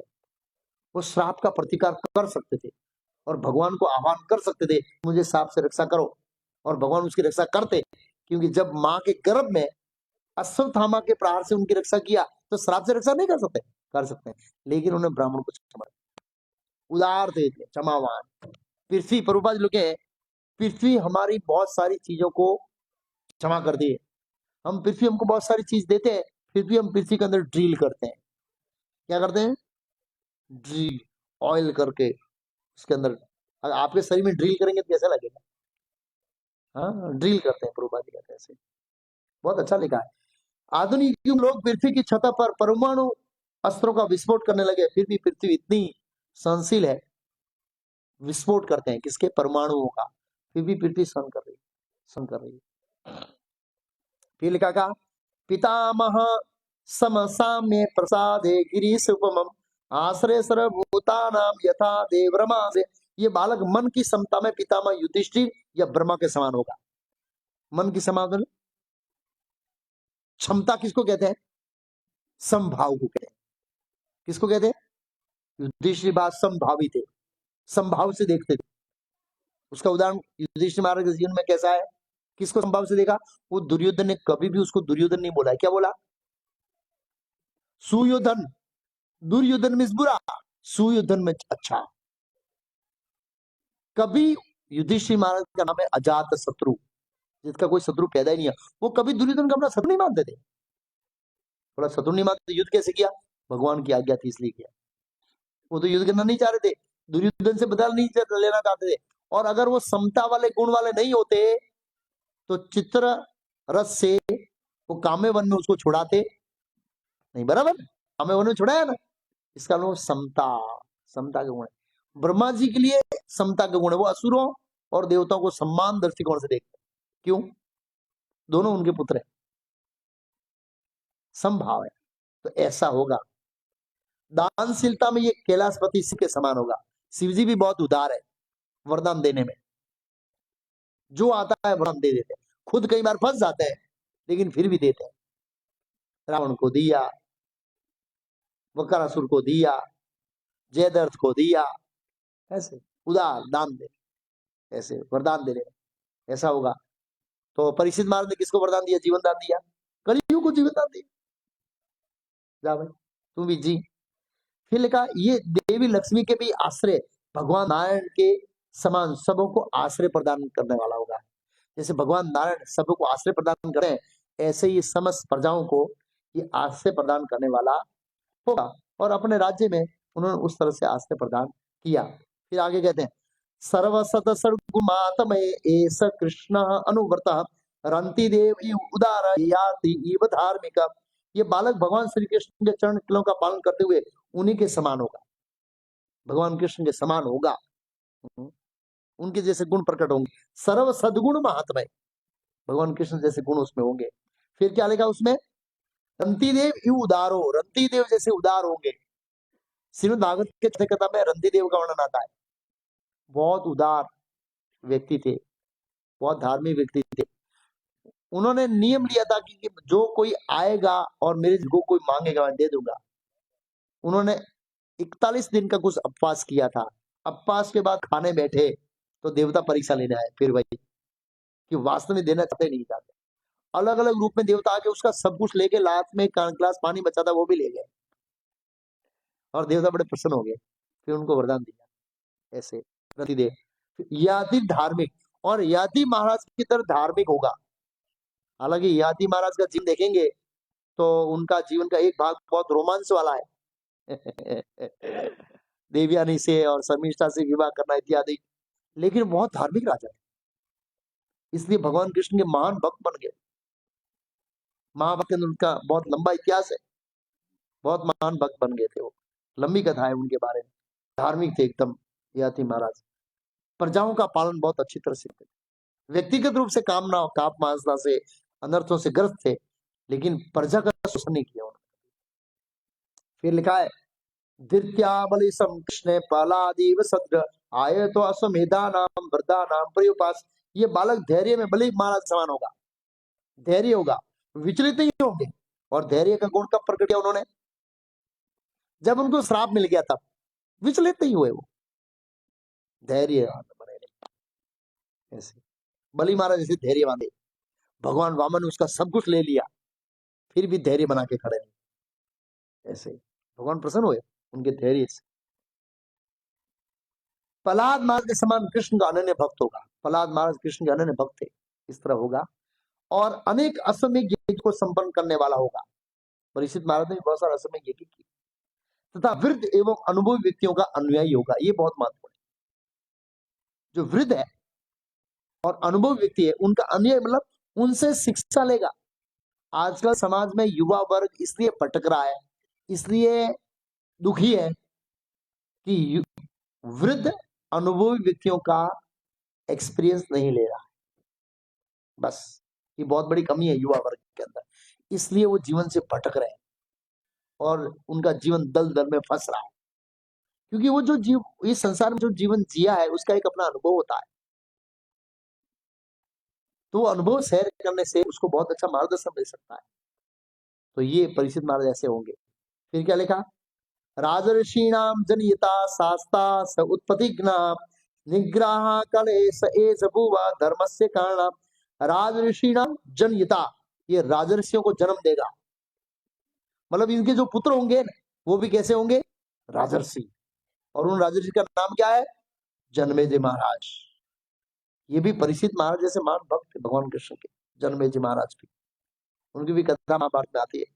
वो भी ऐसे उदार राजा थे। तो लिखा है राजर्षि, राजर्षि नाम जनयिता, उत्पन्न करने वाला, सस्ता दंड देने वाला। ये बालक ऋषि वाले राजाओं का पिता होगा। विश्व शांति तथा धर्म के निमित्त ये मर्यादा तोड़ने वाले तथा उपद्रवियों को दंड देने वाला होगा। अगर वो दंड उपद्रवकारी अगर कलयुग है फिर भी उसको दंड देगा। कलयुग को दंड दिया और कलयुग को पुरस्कार भी दिया। एक भगवान का भक्त होता है, वो दंड और पुरस्कार एक साथ में दे सकता है। वो आगे कथा समझेंगे 17वें अध्याय, इतना महान होगा। अब उसके जीवन के अंत की बात कर रहे हैं। तक्षक आत्मनो मृत्यु द्विज भूतो उपसर्जात प्रभृतो उपश्रुत्य मुक्त संग पदे हरे। ये ब्राह्मण, ये राजा ब्राह्मण द्वारा भेजे गए तक्षक नाग के डसने की 7 दिन की मृत्यु के समाचार सुनकर राजपाट की आसक्ति को छोड़कर मुक्त होकर आत्मा समर्पण करके भगवान की शरण में जाएगा। जिज्ञासितम आत्मयथार्थम मुने व्यास सुता, व्यास सुत व्यास के पुत्र सुखदेव गोस्वामी से जिज्ञासा करेंगे। क्या जिज्ञासा करेंगे, जिज्ञासितम आत्मा यथार्थ, आत्म जिज्ञासा। ये मनुष्य जीवन है आत्मा जिज्ञासा के लिए मिला है। और आत्मा जिज्ञासा नहीं करने का फल क्या है, तो ऋषिदेव भगवान कहते हैं, क्या कहते हैं, पराभाव तावद अबोध जात न जिज्ञासितम आत्म तत्वम। पराभाव तावद अबोध जात, अबोध में अज्ञान नहीं, अबोध जात न जिज्ञासितम आत्म तत्व, जो आत्म तत्व की जिज्ञासा नहीं करते हैं वो पराभाव को प्राप्त होते हैं। पराभाव में पराजय। हम सब लोग जीवन के अंत में पराजय को प्राप्त होते हैं। क्यों? हम जीवन में संघर्ष किस लिए कर रहे हैं? सब कुछ इकट्ठा करने के लिए, और मृत्यु आती है और हमको पराजित करके सब कुछ लेके चली जाती है। कोई योद्धा होता है, आजीवन युद्ध करता है और लास्ट में हार जाता है, तो हम क्या कहते हैं? उसके हाथ में क्या आई? पराजय। हम जीवन में ऐसे करते हैं, करोड़ों जन्म से हम पराजय को प्राप्त होते आ रहे हैं, करोड़ों जन्मों से, फिर भी हमारी बुद्धि खुल नहीं रही। और हम देख रहे हैं हमारे दादा के परदादा सब पराजित हुए थे, हुए नहीं हुए? कुछ लेके गए घर में से, कुछ सोने का बिस्किट का भरा हुआ मटका, या कुछ 100-500 की नोट, या घर में बच्चे से इसको लेके गए? कोई नहीं। पराजय कुछ भी हाथ में नहीं आता व्यक्ति को। तो बुद्धिमान व्यक्ति को चाहिए कि बारंबार पराजय न हो। और श्रीमद् भागवतम क्या है? मृत्यु पर विजय दिलाने वाली ग्रंथ है। नारायणम नमस्कृत्यम नरम चैव नरोत्तम देवीं सरस्वती व्यासम तदो जयम उदीरयेत्। जयम, ये भागवतम मृत्यु पर विजय प्राप्त कराएगा। और किसका प्राप्त कराएगा? परीक्षित महाराज। जो इसको सुनता है वो मृत्यु पर विजय प्राप्त कर लेता है। ध्रुव महाराज इस शरीर के साथ भगवान के धाम गए, मृत्यु पर विजय प्राप्त किया। पांडव इस शरीर के साथ भगवान के धाम के आएगा आगे, मृत्यु पर विजय प्राप्त किया। तो ये मृत्यु पर ततो जयम उदीरयेत्, ये मृत्यु पर जय विजय दिलाने वाला ग्रंथ है। ऐसे तो व्यासदेव महान दार्शनिक पुत्र से समुचित आत्मा ज्ञान के विषय में जिज्ञासा करने पर सारी भौतिक आसक्तियों का परित्याग करेगा और निर्भय जीवन प्राप्त करेगा। क्या लिखा है? कैसा जीवन प्राप्त करेगा? निर्भय जीवन। वेंकुट के अंदर निर्भय जीवन है। प्रभुपाद जी बोला है भौतिक ज्ञान का अर्थ है आत्मा से अनभिज्ञता, और दार्शनिक ज्ञान का अर्थ है आत्मा का ज्ञान। फिर क्या होगा? फिर क्या हुआ? इति राज्य उपादिश्य विप्रा जात कोविद लब्ध्वा परिचय सर्वे प्रति जगदो सुकान। इस प्रकार जो लोग ज्योतिष ज्ञान में तथा जन्म उत्सव संपन्न कराने पटु थे, उन्होंने इस बालक के भविष्य के विषय में राजा युधिष्ठिर को उपदेश दिया। फिर प्रचुर दक्षिणा प्राप्त करके अपने घर को लौट गए। ये जो ब्राह्मण थे, ये ज्योतिष शास्त्र में पटु थे, और ये राजा के चाटुकारी नहीं थे कि दान लेने के लिए बड़ा बड़ा बोल दिया ये ऐसा होगा ऐसा होगा, ऐसा नहीं। ये वास्तविक ब्राह्मण थे और उनको दान दिया और फिर अपने अपने घर में चले गए। फिर क्या हुआ? तो फिर कहते हैं आगे, एस लोके विख्यात परिस्थितियत प्रभु पूर्व दर्शन ध्यान परिस्थिति नरसिंह। इस तरह ये पुत्र संसार में परिचित नाम से विख्यात होगा, क्योंकि उस व्यक्ति की खोज करने के लिए सारे मनुष्यों को परीक्षण करेगा जिन्होंने जन्म के गर्भ में देखा। परीक्षण करेगा, परीक्षा करेगा। ये तो वो व्यक्ति नहीं जो बचा रहा, ये नहीं है, ये नहीं है, ये नहीं है, ये नहीं है, ये नहीं। तो इसका एक नाम पड़ गया विष्णुरात, और एक नाम पड़ विष्णुदार, मतलब विष्णु की रक्षा करने के कारण विष्णुरात, विष्णु से रक्षित। और एक नाम परिचित, क्योंकि उन्होंने क्या किया था? मनुष्यों की परीक्षा किया था। फिर क्या हुआ? सह राजपुतो विवर्धे आसु शुक्लम योजित आपूर्यम पितर भी काष्ठामि सोनम। जिस तरह शुक्ल पक्ष में चंद्रमा प्रतिदिन बढ़ता है, उसी तरह ही राजकुमार परिचित शीघ्र ही अपने संरक्षक कामाओं की देख रेख में सुख सुविधा में बढ़ने लगा, बड़े होने लगा। इस तरह से इस समय राजा युधिष्ठिर सज्जनों से, फिर क्या हुआ? इसी समय राजा युधिष्ठिर सज्जनों से युद्ध करने के कारण पापों से मुक्ति पाने के लिए अश्वमेध यज्ञ करने का विचार कर। इसी समय, किस समय? जब परीक्षित महाराज बड़े हो रहे थे, उसी समय युधिष्ठिर महाराज सोच रहे थे अश्वमेध यज्ञ करने का, कि पाप से मुक्त हो जाऊं। हालांकि उनको पाप लगा नहीं, लेकिन सोच रहे थे। लेकिन उन्हें कुछ धन प्राप्त करने की चिंता सवार थी, क्योंकि लगान तथा जुर्माने से एकत्र कोष के अतिरिक्त कोई धन संकार नहीं था। फिर क्या हुआ? राजा की हार्दिक इच्छाओं को जानकर उनके भाइयों ने अच्युत भगवान कृष्ण की प्रेरणा अनुसार उत्तर दिशा में राजा मरुत द्वारा छोड़ा गया प्रचुर धन एकत्र किया। अब उनको धन चाहिए था यज्ञ करने के लिए, और उनकी हार्दिक इच्छा देखी किसने? भगवान ने। और भगवान ने कहा उत्तर दिशा में जाओ। राजा मरुत ने बहुत सारे बर्तन छोड़े। राजा मरुत एक बहुत बड़े, प्रभा जी तात्पर्य लिखे, बहुत बड़े सम्राट हो गए, और उन्होंने बहुत बड़ा यज्ञ किया था, और उसमें रसोई सोने के बर्तनों में बनाई थी। इसको कहते विकास हो रहा है। आजकल प्रजा को विकास के नाम पर मूर्ख बनाया जा रहा है। मैंने वो 6 सेशन कोर्स में बताया ना, विकास का मतलब हम किस में खाते थे, हमारे बाप दादा किस में रांधते थे, सोने के बर्तनों में रांधते थे। ये हमारा पहले के पुरुष थे, सोने के बर्तन में खाते थे। सोने के ऊपर के चांदी के ऊपर आया, चांदी के ऊपर से कांसा के ऊपर आया, कांसा के ऊपर पित्तल इत्यादि के ऊपर आया, तांबे के ऊपर आया। उसके बाद ये क्या बोलते हैं, स्टील जो लोहे का दूसरा, उसके ऊपर आए। और उसके बाद हम किसके ऊपर, प्लास्टिक के ऊपर आए। और प्लास्टिक के बाद हम किसके ऊपर आए, कागज के ऊपर आ गए यार। प्रगति हो रही है, कहाँ प्रगति हो रही है, अधोगति हो रही है। अधोगति। सोने के बर्तन यहाँ पर लिखा है। और रसोई करने से रसोईया कहां से आए थे पता है, मरुत के यज्ञ में वरुण देव के लोग, वरुण वरुण लोग के पास से आए थे, नीचे से वरुण लोग के, यहाँ पर लिखा है प्रभा ने। कहां से आए थे, हाँ, बृहस्पति लोगों से देवता आए थे एक जगह था। वायु लोग के कुछ निवासियों ने रसोई बनाने का काम जल्दी करने के लिए आमंत्रित किया जाता। देवों की सभा का नेतृत्व विष्णुदेव करते थे।